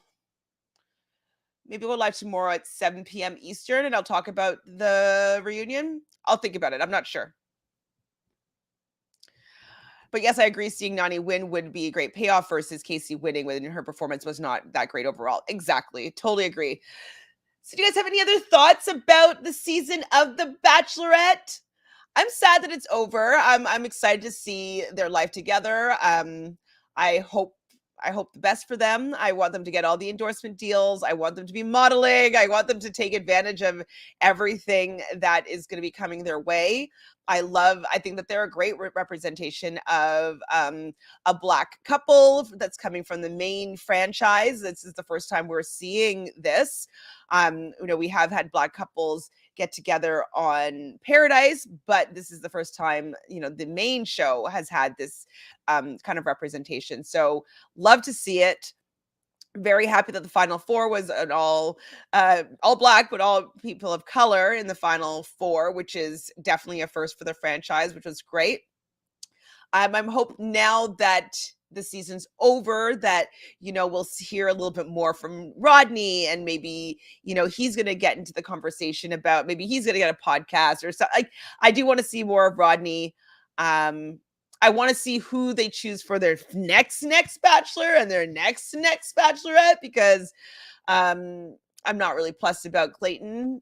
They're trying to make me like him, and I'm finding him already bored. So not planning on watching that.